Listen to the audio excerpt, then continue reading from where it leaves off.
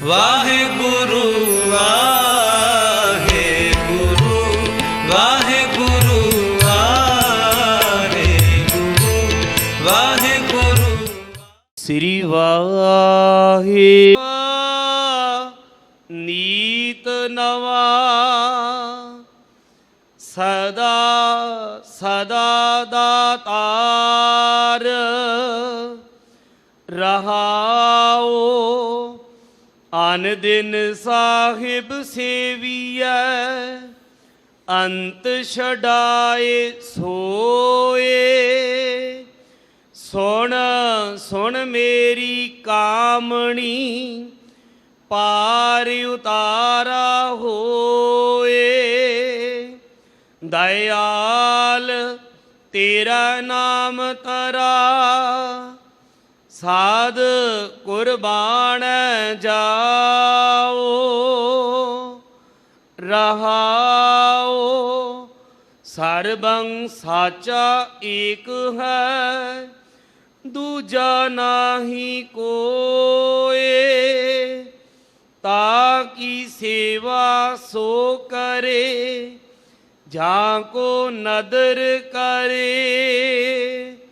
ਤੁਧ ਬਾਜ ਪਿਆਰੇ ਕੇਵ ਰਹਾ ਸਾ ਵਡਿਆਈ ਦੇਹ। ਜਿਤ ਨਾਮ ਤੇਰੇ ਲਾਗ ਰਹਾ ਦੂਜਾ ਨਾਹੀ ਕੋਏ। ਜਿਸ ਆਗੇ ਪਿਆਰੇ ਜਾਏ ਕਹਾ ਰਹਾਓ। ਸੇਵੀ ਸਾਹਿਬ ਆਪਣਾ ਆਵਰ ਨ ਜਾਂਚੋ ਕੋਏ। ਨਾਨਕ ਤਾ ਕਾ ਦਾਸ ਹੈ ਬਿੰਦ ਬਿੰਦ ਚੁਖ ਚੁਖ ਹੋਏ। ਸਾਹਿਬ ਤੇਰੇ ਨਾਮ ਵਿਟੋ ਬਿੰਦ ਬਿੰਦ ਚੁਖ ਚੁਖ ਹੋਏ। ਸੇਵੀ ਸਾਹਿਬ ਆਪਣਾ ਆਵਰ ਨ ਜਾਂਚੋ ਕੋਏ।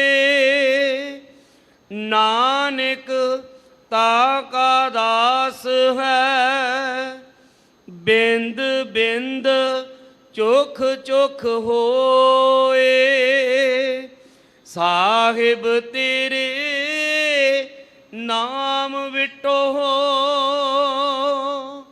ਬਿੰਦ ਬਿੰਦ ਚੁਖ ਚੁਖ ਹੋਏ। ਰਹਾਓ। ਵਾਹਿਗੁਰੂ ਜੀ ਕਾ ਖਾਲਸਾ ਵਾਹਿਗੁਰੂ ਜੀ ਕੀ ਫਤਿਹ। ਪਰਮ ਸਨਮਾਨੀ ਯੋਗ ਜੁਗੋ ਜੁਗ ਟਲ ਚਵਰ ਛਤਰ ਤਖਤ ਦੇ ਮਾਲਿਕ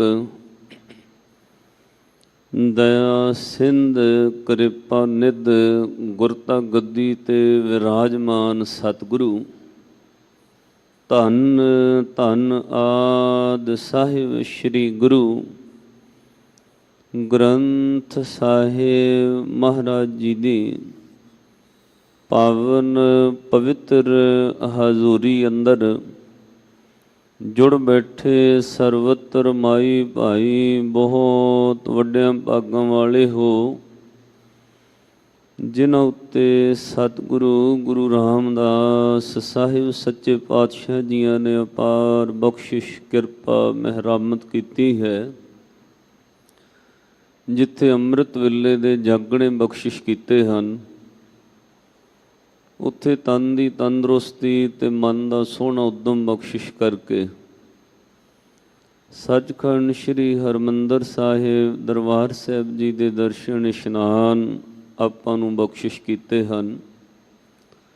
ਸਤਿਗੁਰੂ ਗੁਰੂ ਰਾਮਦਾਸ ਮਹਾਰਾਜ ਜੀਆਂ ਦਾ ਕੋਟਾਨ ਕੋਟ ਸ਼ੁਕਰਾਨਾ ਹੈ ਅੰਮ੍ਰਿਤ ਵੇਲੇ ਸਤਿਗੁਰੂ ਸੱਚੇ ਪਾਤਸ਼ਾਹ ਜੀਆਂ ਨੇ ਪ੍ਰਕਾਸ਼ਮਾਨ ਹੋ ਕੇ ਸੱਚਖੰਡ ਸ੍ਰੀ ਹਰਿਮੰਦਰ ਸਾਹਿਬ ਤੋਂ ਸਮੁੱਚੀ ਕਾਇਨਾਤ ਮਨੁੱਖਤਾ ਦੇ ਕਲਿਆਣ ਹਿੱਤ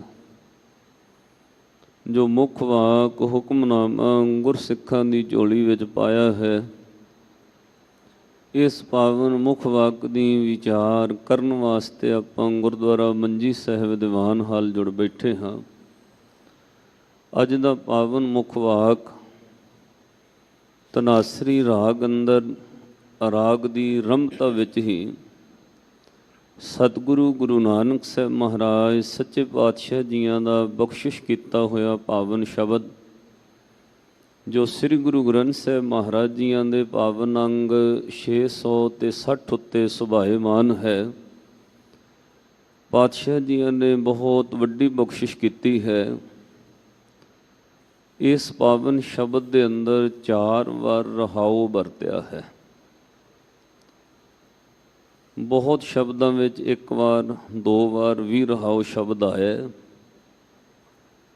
ਇਸ ਪਾਵਨ ਸ਼ਬਦ ਦੇ ਅੰਦਰ ਸਤਿਗੁਰੂ ਜੀ ਨੇ 4 ਵਾਰ ਰਹਾਉ ਸ਼ਬਦ ਵਰਤਿਆ। ਇਹਦਾ ਮਤਲਬ ਸਾਧ ਸੰਗਤ ਰਹਾਉ ਦਾ ਅਰਥ ਹੁੰਦਾ ਹੈ ਵਿਸ਼ਰਾਮ, ਰੁਕ ਕੇ ਵਿਚਾਰ ਕਰਨੀ। ਇਟ ਮੀਨਸ ਇਹ ਜੋ ਸ਼ਬਦ ਹੈ ਇਹ ਬਹੁਤ ਇੰਪੋਰਟੈਂਟ ਹੈ, ਬਹੁਤ ਮਹੱਤਤਾ ਰੱਖਦਾ ਹੈ। ਔਰ ਸਿੱਖ ਦੇ ਜੀਵਨ ਵਿੱਚ ਜਿੱਥੇ ਜਿੱਥੇ ਪਾਤਸ਼ਾਹ ਨੇ ਰਹਾਉ ਕਹਿ ਕੇ ਰੁਕਣ ਲੈ ਕੇ ਹੈ, ਉਹ ਗੱਲਾਂ ਸਾਧ ਸੰਗਤ ਬਹੁਤ ਮਹੱਤਵਪੂਰਨ ਨੇ ਸਾਡੇ ਜੀਵਨ ਵਿੱਚ। ਤਾਂ ਸਤਿਗੁਰੂ ਸੱਚੇ ਪਾਤਸ਼ਾਹ ਜੀ ਵਾਰ-ਵਾਰ ਰੁਕ ਕੇ ਉਹ ਗੱਲ ਦੁਹਰਾ ਰਹੇ ਹਨ। ਆਪਾਂ ਆਪੋ ਆਪਣੀ ਸੁਰਤੀ ਵਿਰਤੀ ਇਕਾਗਰ ਕਰਕੇ ਜਿੱਥੇ ਸਤਿਗੁਰੂ ਜੀ ਦੀ ਪਾਵਨ ਸ਼ਬਦ ਵਿਚਾਰ ਨਾਲ ਜੁੜਨਾ ਹੈ, ਉੱਥੇ ਨਾਲ ਦੀ ਨਾਲ ਅਰਦਾਸ ਕਰਿਓ। ਪਹਿਲਾਂ ਸਤਿਗੁਰੂ ਜੀ ਸਰੀਰ ਕਰਕੇ ਤੁਸੀਂ ਸੱਦ ਕੇ ਬਿਠਾ ਲਿਆ, ਹੁਣ ਸੁਰਤੀ ਕਰਕੇ ਪਾਤਸ਼ਾਹ ਬਖਸ਼ਿਸ਼ ਕਿਰਪਾ ਕਰੋ, ਇਸ ਸੁਰਤ ਦੇ ਅੰਦਰ ਸ਼ਬਦ ਵਸ ਸਕੇ, ਸੁਰਤ ਦੇ ਅੰਦਰ ਤੁਹਾਡੇ ਸ਼ਬਦ ਦਾ ਪ੍ਰਕਾਸ਼ ਹੋ ਸਕੇ, ਸੁਰਤ ਦੇ ਅੰਦਰ ਤੁਹਾਡਾ ਉਪਦੇਸ਼ ਜਿਹੜਾ ਹੈ ਉਹ ਸਤਿਗੁਰੂ ਜੀ ਫਲੀਭੂਤ ਹੋ ਸਕੇ। ਕਿਉਂਕਿ ਸਾਧ ਸੰਗਤ ਜਿੱਥੇ ਧਰਤੀ ਦਾ ਉਪਜਾਊ ਹੋਣਾ ਜ਼ਰੂਰੀ ਹੈ, ਉੱਥੇ ਬੀਜ ਦਾ ਸਹੀ ਹੋਣਾ ਵੀ ਜ਼ਰੂਰੀ ਹੈ। ਔਰ ਬੀਜ ਦੇ ਨਾਲ ਨਾਲ ਧਰਤੀ ਜਿਹੜੀ ਹੈ ਸਾਧ ਸੰਗਤ ਉਹ ਜ਼ਰਖੇਜ਼ ਹੋਵੇ, ਉਪਜਾਊ ਹੋਵੇ, ਫਿਰ ਕਿਲੋਆਂ 'ਚ ਪਾਇਆ ਬੀਜ ਕੁਇੰਟਲਾਂ ਵਿੱਚ ਨਿਕਲਦਾ। ਇਹ ਤੁਹਾਡੀ ਜ਼ਿੰਦਗੀ ਦਾ ਤਜਰਬਾ ਰਹੇਗਾ। ਬੀਜ ਭਾਵੇਂ ਕਿੰਨਾ ਵੀ ਕੀਮਤੀ ਹੋਵੇ, ਤੁਸੀਂ ਯੂਨੀਵਰਸਿਟੀ ਤੋਂ ਮਹਿੰਗਾ ਬੀਜ ਖਰੀਦ ਕੇ ਲਿਆਓ, ਉਹ ਤੁਹਾਨੂੰ ਲਿਖ ਕੇ ਵੀ ਗਰੰਟੀ ਦੇਣ ਕਿ ਪਰ ਏਕੜ ਇੰਨੇ ਕੁਇੰਟਲ ਇਹਦਾ ਝਾੜ ਨਿਕਲੇਗਾ, ਪਰ ਉਹਦੇ ਵਾਸਤੇ ਫਿਰ ਜ਼ਰੂਰੀ ਹੋ ਜਾਂਦਾ ਹੈ ਕਿ ਧਰਤੀ ਉਪਜਾਊ ਹੋਵੇ ਜਿੱਥੇ ਬੀਜ ਬੀਜਣਾ, ਔਰ ਦੂਜਾ ਉਸ ਨੂੰ ਬੀਜਣ ਦੀ ਰੁੱਤ ਸਹੀ ਹੋਣੀ ਚਾਹੀਦੀ ਹੈ। ਤੀਸਰਾ, ਬੀਜਣ ਤੋਂ ਬਾਅਦ ਉਹਦਾ ਖਿਆਲ ਵੀ ਰੱਖਣਾ ਪੈਂਦਾ, ਉਹਨੂੰ ਸਹੀ ਵਕਤ ਉੱਤੇ ਪਾਣੀ, ਦਵਾਈ ਔਰ ਖਾਦ ਦੀ ਜ਼ਰੂਰਤ ਪੈਂਦੀ ਹੈ। ਫਿਰ ਉਹ ਸਾਧ ਸੰਗਤ ਕਿਲੋਆਂ 'ਚ ਬੀਜਿਆ ਬੀਜ ਕੁਇੰਟਲਾਂ 'ਚ ਨਿਕਲਦਾ ਹੈ। ਇੱਦਾਂ ਸੁਰਤ ਰੂਪੀ ਜਿਹੜੀ ਧਰਤੀ ਹੈ ਜਾਂ ਸਰੀਰ ਰੂਪੀ ਖੇਤ ਹੈ, ਇਹਦੇ ਅੰਦਰ ਸੁਰਤ ਉਪਜਾਊ ਹੋਣੀ ਚਾਹੀਦੀ ਹੈ, ਬੀਜਣ ਦੀ ਰੁੱਤ ਸਹੀ ਹੋਣੀ ਚਾਹੀਦੀ ਹੈ। ਔਰ ਗੁਰੂ ਦਾ ਦਿੱਤਾ ਸ਼ਬਦ ਰੂਪੀ ਬੀਜ ਜਿਹੜਾ ਹੈ ਸਾਧ ਸੰਗਤ ਤੋਂ ਸੁਰਤ ਦੇ ਅੰਦਰ ਵੱਧਦਾ ਹੈ। ਪਾਤਸ਼ਾਹ ਨੇ ਇਹਨੂੰ ਬਹੁਤ ਸੌਖੇ ਤਰੀਕੇ ਨਾਲ ਦੂਜੇ ਐਂਗਲ ਤੋਂ ਵੀ ਲਿਆ। ਜਿਸ ਦੁਨੀਆ ਵਿੱਚ ਆਪਾਂ ਰਹਿ ਰਹੇ ਉਹ ਭਾਸ਼ਾ ਆਪਾਂ ਨੂੰ ਛੇਤੀ ਸਮਝ ਆਉਂਦੀ। ਇੱਥੋਂ ਤੱਕ ਹਜ਼ੂਰ ਨੇ ਬਚਨ ਕਹੇ, ਕਹਿੰਦੇ ਭਾਈ ਗੁਰੂ ਦੇ ਘਰ ਵਿੱਚ ਤੇਰਾ ਜਨਮ ਹੁੰਦਾ ਹੈ, ਔਰ ਸੁਰਤੀ ਦੇ ਗਰਭ ਦੇ ਅੰਦਰ ਜਦੋਂ ਗੁਰੂ ਦਾ ਦਿੱਤਾ ਸ਼ਬਦ ਵਸਦਾ ਹੈ, ਫਿਰ ਉਹ ਸੁਰਤ ਦੇ ਅੰਦਰ ਵਧਣਾ ਸ਼ੁਰੂ ਹੁੰਦਾ ਹੈ, ਸੁਰਤ ਦੇ ਅੰਦਰ ਉਹਦਾ ਪ੍ਰਕਾਸ਼ ਹੁੰਦਾ ਹੈ। ਸੁਰਤੀ ਰੂਪੀ ਗਰਭ ਦੇ ਅੰਦਰ ਸ਼ਬਦ ਦਾ ਪ੍ਰਕਾਸ਼ ਜਿਵੇਂ ਜਿਵੇਂ ਵੱਧਦਾ ਹੈ, ਤਿਵੇਂ ਤਿਵੇਂ ਇੱਦਾਂ ਦਾ ਇੱਕ ਅਧਿਆਤਮ ਸਰੀਰ ਅੰਦਰ ਬਣਦਾ ਹੈ, ਜਿਹਨੂੰ ਪਾਤਸ਼ਾਹ ਕਹਿੰਦੇ ਸਤਿਗੁਰ ਕੈ ਜਨਮੈ ਗਵਨ ਮਿਟਾਇਆ। ਇੱਕ ਜਨਮ ਤੇਰਾ ਐਸ ਸਰੀਰ ਦਾ ਮਾਂ ਪਿਓ ਦੇ ਘਰ ਹੋਇਆ, ਹੁਣ ਸੁਰਤੀ ਰੂਪੀ ਗਰਭ ਦੇ ਅੰਦਰ ਗੁਰੂ ਦੇ ਸ਼ਬਦ ਦਾ ਪ੍ਰਕਾਸ਼ ਇੱਕ ਜਨਮ ਹੋਣਾ, ਉਹ ਇਸ ਜਨਮ ਨਾਲੋਂ ਬਿਲਕੁਲ ਅਲੱਗ ਹੋਏਗਾ। ਵੇਦਾਂ ਦੀ ਇੱਕ ਕਥਾ ਹੈ, ਸਨਾਤਨੀ ਮਤ ਮੰਨਦਾ ਹੈ, ਪਰ ਗੁਰਮਤਿ ਅੰਦਰ ਭਾਈ ਗੁਰਦਾਸ ਸਾਹਿਬ ਜੀ ਨੇ ਉਹਨੂੰ ਅੱਜ ਦੇ ਯੁੱਗ ਨਾਲ ਸਾਇੰਟੀਫਿਕ ਤਰੀਕੇ ਨਾਲ ਲੋਕਾਂ ਦੇ ਸਾਹਮਣੇ ਰੱਖਿਆ। ਇੱਕ ਰਿਸ਼ੀ ਹੋਇਆ ਵੇਦ ਵਿਆਸ, ਔਰ ਵੇਦ ਵਿਆਸ ਦਾ ਇੱਕ ਪੁੱਤਰ ਰਿਸ਼ੀ ਹੋਇਆ, ਉਹ ਵੀ ਬਹੁਤ ਵੱਡਾ ਰਿਸ਼ੀ ਮੰਨਿਆ ਗਿਆ, ਉਹਨੂੰ ਸੁਖਦੇਵ ਰਿਸ਼ੀ ਕਹਿੰਦੇ। ਗੁਰੂ ਗ੍ਰੰਥ ਸਾਹਿਬ ਮਹਾਰਾਜ ਦੀ ਬਾਣੀ ਵਿੱਚ ਉਹਨਾਂ ਦੀਆਂ ਉਦਾਹਰਨਾਂ ਆਈਆਂ ਨੇ, ਇਸ ਲਈ ਭਾਈ ਗੁਰਦਾਸ ਸਾਹਿਬ ਜੀ ਨੇ ਉਹਨੂੰ ਖੋਲ੍ਹਿਆ ਵੀ ਹੈ। ਉਹ ਮੰਨਦੇ ਨੇ ਵੀ ਸੁਖਦੇਵ ਰਿਸ਼ੀ ਦਾ ਜਨਮ ਜਿਹੜਾ ਹੈ ਉਹ 12 ਸਾਲਾਂ ਬਾਅਦ ਹੋਇਆ। ਗਰਭ ਦੇ ਅੰਦਰ 12 ਸਾਲ ਸੁਖਦੇਵ ਰਿਸ਼ੀ ਰਿਹਾ। ਇਹਨੂੰ ਜੇ ਤੁਸੀਂ ਵਾਰੀ ਤੌਰ ਤੇ ਗਰਭ ਮੰਨੋ ਤਾਂ ਸਾਧ ਸੰਗਤ ਸਾਇੰਸ ਇਸ ਨੂੰ ਮੰਨਣ ਲਈ ਤਿਆਰ ਨਹੀਂ। ਮੈਡੀਕਲ ਸਾਇੰਸ ਇਹਨੂੰ ਕੰਡੈਮ ਕਰੇਗੀ। ਕਿਉਂ? 12 ਸਾਲ ਕੋਈ ਗਰਭ ਵਿੱਚ ਰਹਿ ਨਹੀਂ ਸਕਦਾ। ਜਿਸ ਖਾਣੀ ਵਿੱਚ ਆਪਾਂ ਜਨਮ ਲੈ ਰਹੇ ਹਾਂ, ਅੰਡਜ ਜੀਰਜ ਸੇਤਜ ਉਤਪਜ, ਜੀਰਜ ਖਾਣੀ ਦੇ ਜੀਵ ਜਿੱਥੇ ਆਪਾਂ ਜਨਮ ਧਾਰ ਰਹੇ ਸਾਧ ਸੰਗਤ, ਇੱਥੇ ਵੱਧ ਤੋਂ ਵੱਧ 9-10 ਮਹੀਨੇ 1 ਸਾਲ ਦੇ ਅੰਦਰ ਅੰਦਰ ਜਨਮ ਹੋਣਾ ਜ਼ਰੂਰੀ ਹੈ। ਉਸ ਤੋਂ ਉੱਪਰ ਮੈਡੀਕਲ ਸਾਇੰਸ ਮੰਨਦੀ ਹੈ ਬੱਚਾ ਮਰ ਜਾਏਗਾ, ਗਰਭ ਵਿੱਚ ਜ਼ਹਿਰ ਫੈਲ ਜਾਏਗੀ, ਇੰਨਾ ਉਹ ਲੰਬਾ ਵਕਤ ਗਰਭ ਵਿੱਚ ਨਹੀਂ ਰਹਿ ਸਕਦਾ। ਗਰਭ ਦੀ ਮਿਕਦਾਰ 8-9-10 ਮਹੀਨੇ, ਵੱਧ ਤੋਂ ਵੱਧ 1 ਸਾਲ ਦੇ ਅੰਦਰ ਅੰਦਰ ਹੋਣਾ ਚਾਹੀਦਾ। ਪਰ 12 ਸਾਲ ਸਨਾਤਨ ਮੰਨਦਾ ਹੈ ਵੀ ਸੁਖਦੇਵ ਰਿਸ਼ੀ ਗਰਭ ਵਿੱਚ ਰਿਹਾ, ਔਰ ਭਾਈ ਗੁਰਦਾਸ ਸਾਹਿਬ ਨੇ ਉਹਨੂੰ ਖੋਲ੍ਹਿਆ। ਕਹਿੰਦੇ ਭਾਈ ਉਹ ਦੁਨਿਆਵੀ ਤੌਰ ਤੇ ਮਾਤਾ ਦੇ ਗਰਭ ਵਿੱਚ ਨਹੀਂ ਰਿਹਾ, 12 ਸਾਲ ਉਹ ਗੁਰੂ ਦੇ ਗਰਭ ਵਿੱਚ ਪਲਿਆ। ਗੁਰੂ ਦਾ ਦਿੱਤਾ ਸ਼ਬਦ ਉਹਦੀ ਸੁਰਤ ਦੇ ਗਰਭ ਵਿੱਚ ਪਲਦਾ ਰਿਹਾ। ਗੁਰੂ ਦਾ ਦਿੱਤਾ ਉਪਦੇਸ਼ 12 ਸਾਲ ਉਹਦੀ ਸੁਰਤੀ ਦੇ ਗਰਭ ਵਿੱਚ ਪਲਿਆ, ਔਰ 12 ਸਾਲਾਂ ਬਾਅਦ ਸੁਖਦੇਵ ਰਿਸ਼ੀ ਦਾ ਜਨਮ ਹੋਇਆ। ਉਸ ਤੋਂ ਪਹਿਲਾਂ ਲੋਕ ਵੇਦ ਵਿਆਸ ਦਾ ਪੁੱਤਰ ਸੁਖਦੇਵ ਕਹਿੰਦੇ ਸਨ। ਜਿੱਦਣ ਰਿਸ਼ੀ ਦਾ ਜਨਮ ਹੋਇਆ ਉਹ 12 ਸਾਲਾਂ ਤੋਂ ਬਾਅਦ ਹੋਇਆ। ਕਿਉਂ? ਗੁਰੂ ਦਾ ਦਿੱਤਾ ਉਪਦੇਸ਼ ਹੁਣ ਫਲੀਭੂਤ ਹੋ ਗਿਆ। ਆਪਾਂ ਅੰਮ੍ਰਿਤ ਛਕ ਲਿਆ, ਗੁਰੂ ਦਾ ਦਿੱਤਾ ਹੋਇਆ ਸ਼ਬਦ ਲੈ ਲਿਆ, ਇਹਨੂੰ ਸਾਧ ਸੰਗਤ ਜਨਮ ਨਹੀਂ ਕਹਿ ਸਕਦੇ ਆਪਾਂ। ਅੰਮ੍ਰਿਤ ਛਕਣ ਤੋਂ ਬਾਅਦ ਗੁਰੂ ਦਾ ਦਿੱਤਾ ਹੋਇਆ ਸ਼ਬਦ ਉਪਦੇਸ਼ ਸੁਰਤੀ ਦੇ ਅੰਦਰ ਵੱਧਦਾ, ਔਰ ਉਸ ਸੁਰਤ ਦਾ ਫਿਰ ਖਿਆਲ ਰੱਖਣਾ ਪੈਂਦਾ। ਉਸ ਸੁਰਤ ਦੇ ਅੰਦਰ ਜਿਵੇਂ ਕਿਸਾਨ ਬੀਜ ਬੀਜਣ ਤੋਂ ਬਾਅਦ ਉਹਦਾ ਪੂਰਾ ਖਿਆਲ ਰੱਖਦਾ, ਉਹਦੀ ਬਾੜ ਵੀ ਰੱਖਦਾ, ਉਹਨੂੰ ਪਾਣੀ ਖੇਤ ਦਵਾਈ ਵੀ ਦਿੰਦਾ, ਖਾਦ ਵੀ ਪਾਉਂਦਾ, ਉਹਦਾ ਖਿਆਲ ਵੀ ਰੱਖਦਾ। ਇੱਦਾਂ ਸਾਧ ਸੰਗਤ ਗੁਰੂ ਦਾ ਦਿੱਤਾ ਉਪਦੇਸ਼, ਗੁਰੂ ਦਾ ਸ਼ਬਦ ਸਿੱਖ ਦੀ ਸੁਰਤੀ ਦੇ ਅੰਦਰ ਪਲਦਾ, ਔਰ ਫਿਰ ਉਹਦਾ ਸਿੱਖ ਪੂਰਾ ਖਿਆਲ ਰੱਖਦਾ। ਜਿਵੇਂ ਜਿਵੇਂ ਉਹ ਉਪਦੇਸ਼ ਵੱਧਦਾ, ਤਿਵੇਂ ਤਿਵੇਂ ਗੁਰੂ ਦੇ ਘਰ ਵਿੱਚ ਜਨਮ ਹੁੰਦਾ। ਤੁਸੀਂ ਵੇਖੋਗੇ ਮਾਂ ਦੇ ਗਰਭ ਦੇ ਅੰਦਰ ਜਿਵੇਂ ਜਿਵੇਂ ਬੱਚਾ ਪਲ ਰਿਹਾ, ਉਹ ਤਿਵੇਂ ਤਿਵੇਂ ਹੋਰ ਖਿਆਲ ਰੱਖਦੀ ਹੈ।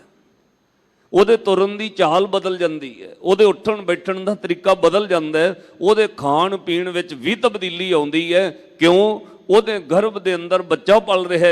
ਇੱਦਾਂ ਹੀ ਗੁਰਸਿੱਖ ਦਾ ਜੀਵਨ ਹੈ, ਉਹਦੇ ਉੱਠਣ ਬੈਠਣ ਤੁਰਨ ਫਿਰਨ ਖਾਣ ਪਹਿਨਣ ਵਿੱਚ ਤਬਦੀਲੀ ਆਏਗੀ। ਜੇ ਤਬਦੀਲੀ ਚੇਂਜਿੰਗ ਨਹੀਂ, ਇਹਦਾ ਮਤਲਬ ਗਰਭ ਨਹੀਂ ਹੋਇਆ। ਜੇ ਮਾਫ ਕਰਿਓ, ਜੇ ਸਿੱਖ ਦੇ ਜੀਵਨ ਵਿੱਚ ਲਾਈਫ ਸਟਾਈਲ ਵਿੱਚ ਕੋਈ ਤਬਦੀਲੀ ਨਹੀਂ, ਉਹਨੇ ਨਿੰਦਕਾਂ ਕੋਲ ਬਹਿਣਾ ਛੱਡਿਆ ਨਹੀਂ, ਉਹਨੇ ਨਿੰਦਿਆ ਝੂਠ ਚੁਗਲੀ ਤਿਆਗੀ ਨਹੀਂ, ਉਹਨੇ ਝੂਠ ਬੋਲਣਾ ਤਿਆਗਿਆ ਨਹੀਂ, ਉਹਨੇ ਵਿਕਾਰ ਵੇਖਣੇ ਤਿਆਗੇ ਨਹੀਂ, ਤਾਂ ਜੇ ਗਰਭ ਹੋਇਆ ਹੀ ਨਹੀਂ। ਗਰਭ ਤੋਂ ਬਾਅਦ ਖਿਆਲ ਹੈ, ਫਿਰ ਉਹਦੀ ਤੋਰ ਚਾਲ ਢਾਲ ਉੱਠਣਾ ਬਹਿਣਾ ਬਦਲ ਜਾਂਦਾ ਹੈ। ਭਾਈ ਗੁਰਦਾਸ ਸਾਹਿਬ ਲਿਖਦੇ 12 ਵਰੇ ਗਰਭਾਸ ਬਸ, ਜੰਮਦੇ ਹੀ ਸੁੱਖ ਲਈ ਉਦਾਸੀ। ਗੁਰੂ ਦੇ ਗਰਭ ਦੇ ਅੰਦਰ, ਜਨਕ ਗੁਰੂ ਦੇ ਗਰਭ ਵਿੱਚ ਸੁਖਦੇਵ ਰਿਸ਼ੀ 12 ਸਾਲ ਉਪਦੇਸ਼ ਪਲਿਆ। ਇੱਕ ਦਿਨ ਫਿਰ ਰਿਸ਼ੀ ਦਾ ਜਨਮ ਹੋਇਆ, ਉਹ ਸੁਖਦੇਵ ਤੋਂ ਰਿਸ਼ੀ ਹੋ ਗਿਆ। ਸੱਚੇ ਪਾਤਸ਼ਾਹ ਜੀ ਨੇ ਅੱਜ ਸਾਨੂੰ ਬਹੁਤ ਕੀਮਤੀ ਗੱਲਾਂ ਇਸ ਸ਼ਬਦ ਵਿੱਚ ਕਹੀਆਂ ਨੇ। ਸਾਧ ਸੰਗਤ ਆਓ ਆਪਾਂ ਜੁੜਨਾ। ਹਰ ਮਨੁੱਖ ਇਸ ਦੁਨੀਆ ਵਿੱਚ ਜਿੱਥੇ ਜੀ ਰਹੇ ਹੋ, ਇੱਥੇ ਸਹਿਮ ਹੈ, ਡਰ ਹੈ, ਭੈ ਹੈ। ਕੋਈ ਵੀ ਚੀਜ਼ ਭੈ ਤੋਂ ਰਹਿਤ ਨਹੀਂ। ਬੰਦਾ ਬੰਦੇ ਤੋਂ ਵੀ ਡਰਦਾ ਹੈ, ਬੰਦਾ ਆਪਣੇ ਦੁੱਖਾਂ ਤੋਂ ਵੀ ਡਰਦਾ ਹੈ। ਔਰ ਸਾਧ ਸੰਗਤ ਦ੍ਰਿਸ਼ਟ ਮਹਾਨ ਜੋ ਕੁਝ ਵੀ ਹੈ ਉਹ ਸਭ ਕੁਝ ਭੈ ਵਿੱਚ ਹੈ। ਕਿਉਂ? ਉਹਦਾ ਘਟਣਾ ਤੇ ਮਰਨਾ ਨਿਸ਼ਚਿਤ ਹੈ। ਇਸ ਲਈ ਉਹ ਚੀਜ਼ ਭੈ ਵਿੱਚ ਰਹਿੰਦੀ ਹੈ। ਅੱਜ ਸਤਿਗੁਰੂ ਸੱਚੇ ਪਾਤਸ਼ਾਹ ਬਖਸ਼ਿਸ਼ ਕਰਦੇ ਨੇ, ਆਪਣੇ ਜਿੰਦ ਦੀ ਅਰਦਾਸ ਕਰ, ਉਹਦੇ ਅੱਗੇ ਜਿਹੜਾ ਨਿਰਭਉ ਹੈ ਭਾਈ, ਤੈਨੂੰ ਫਿਰ ਡਰ ਲੱਗਣਾ ਹਟ ਜਾਏਗਾ ਔਰ ਤੇਰੇ ਸੁਰਤੀ ਦੇ ਗਰਭ ਅੰਦਰ ਗੁਰੂ ਦਾ ਪ੍ਰਕਾਸ਼ ਹੋਏਗਾ। ਸਤਿਗੁਰੂ ਜੀ ਕੀ ਬਖਸ਼ਿਸ਼ ਕਰਦੇ ਨੇ, ਆਓ ਪਿਆਰ ਨਾਲ ਸ਼ਬਦ ਸਰਵਣ ਕਰੋ ਜੀ। ਸਤਨਾਮ ਸ੍ਰੀ ਵਾਹਿਗੁਰੂ ਸਾਹਿਬ ਜੀ। ਤਨਾਸਰੀ ਮਹੱਲਾ ਪਹਿਲਾ।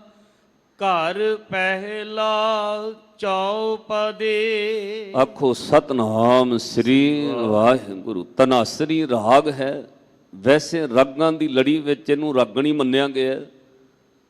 ਉਹਦਾ ਰੀਜ਼ਨ ਤੁਸੀਂ ਜਦੋਂ ਬਾਣੀ ਪੜੋਗੇ ਤੁਹਾਨੂੰ ਪਤਾ ਲੱਗ ਜਾਏਗਾ। ਤਨਾਸਰੀ ਤਨਵੰਤੀ ਜਾਣੀਏ ਭਾਈ, ਰਾਗਣੀ ਇਸ ਲਈ ਹੈ ਕਿਉਂਕਿ ਇਹਨੂੰ ਤਨਵੰਤੀ ਲਿਖਿਆ ਔਰ ਪਾਤਸ਼ਾਹ ਨੇ ਰਾਗਣੀਆਂ ਨੂੰ ਵੀ ਰਾਗ ਕਰਕੇ ਮਾਣ ਦਿੱਤਾ ਹੈ ਗੁਰੂ ਗ੍ਰੰਥ ਸਾਹਿਬ ਮਹਾਰਾਜ ਦੀ ਬਾਣੀ ਵਿੱਚ। ਸੋ ਤਨਾਸਰੀ ਰਾਗ ਅੰਦਰ ਸ੍ਰੀ ਗੁਰੂ ਨਾਨਕ ਸਾਹਿਬ ਮਹਾਰਾਜ ਜੀਆਂ ਦਾ ਪਹਿਲਾ ਸ਼ਬਦ ਹੈ। ਘਰ ਪਹਿਲੇ ਵਿੱਚ ਤਬਲੇ ਦੀ ਤਾਲ ਵਿੱਚ ਇਹਨੂੰ ਗਾਉਣ ਦਾ ਹੁਕਮ ਹੈ। ਔਰ ਚੌਪਦੇ, ਚੌਪਦੇ ਦਾ ਅਰਥ ਹੈ ਚਾਰ ਪਦਿਆਂ ਵਾਲਾ, ਚਾਰ ਬੰਦਾਂ ਦਾ ਇਹ ਪਾਵਨ ਸ਼ਬਦ ਹੈ। ਇੱਕ ਓੰਕਾਰ।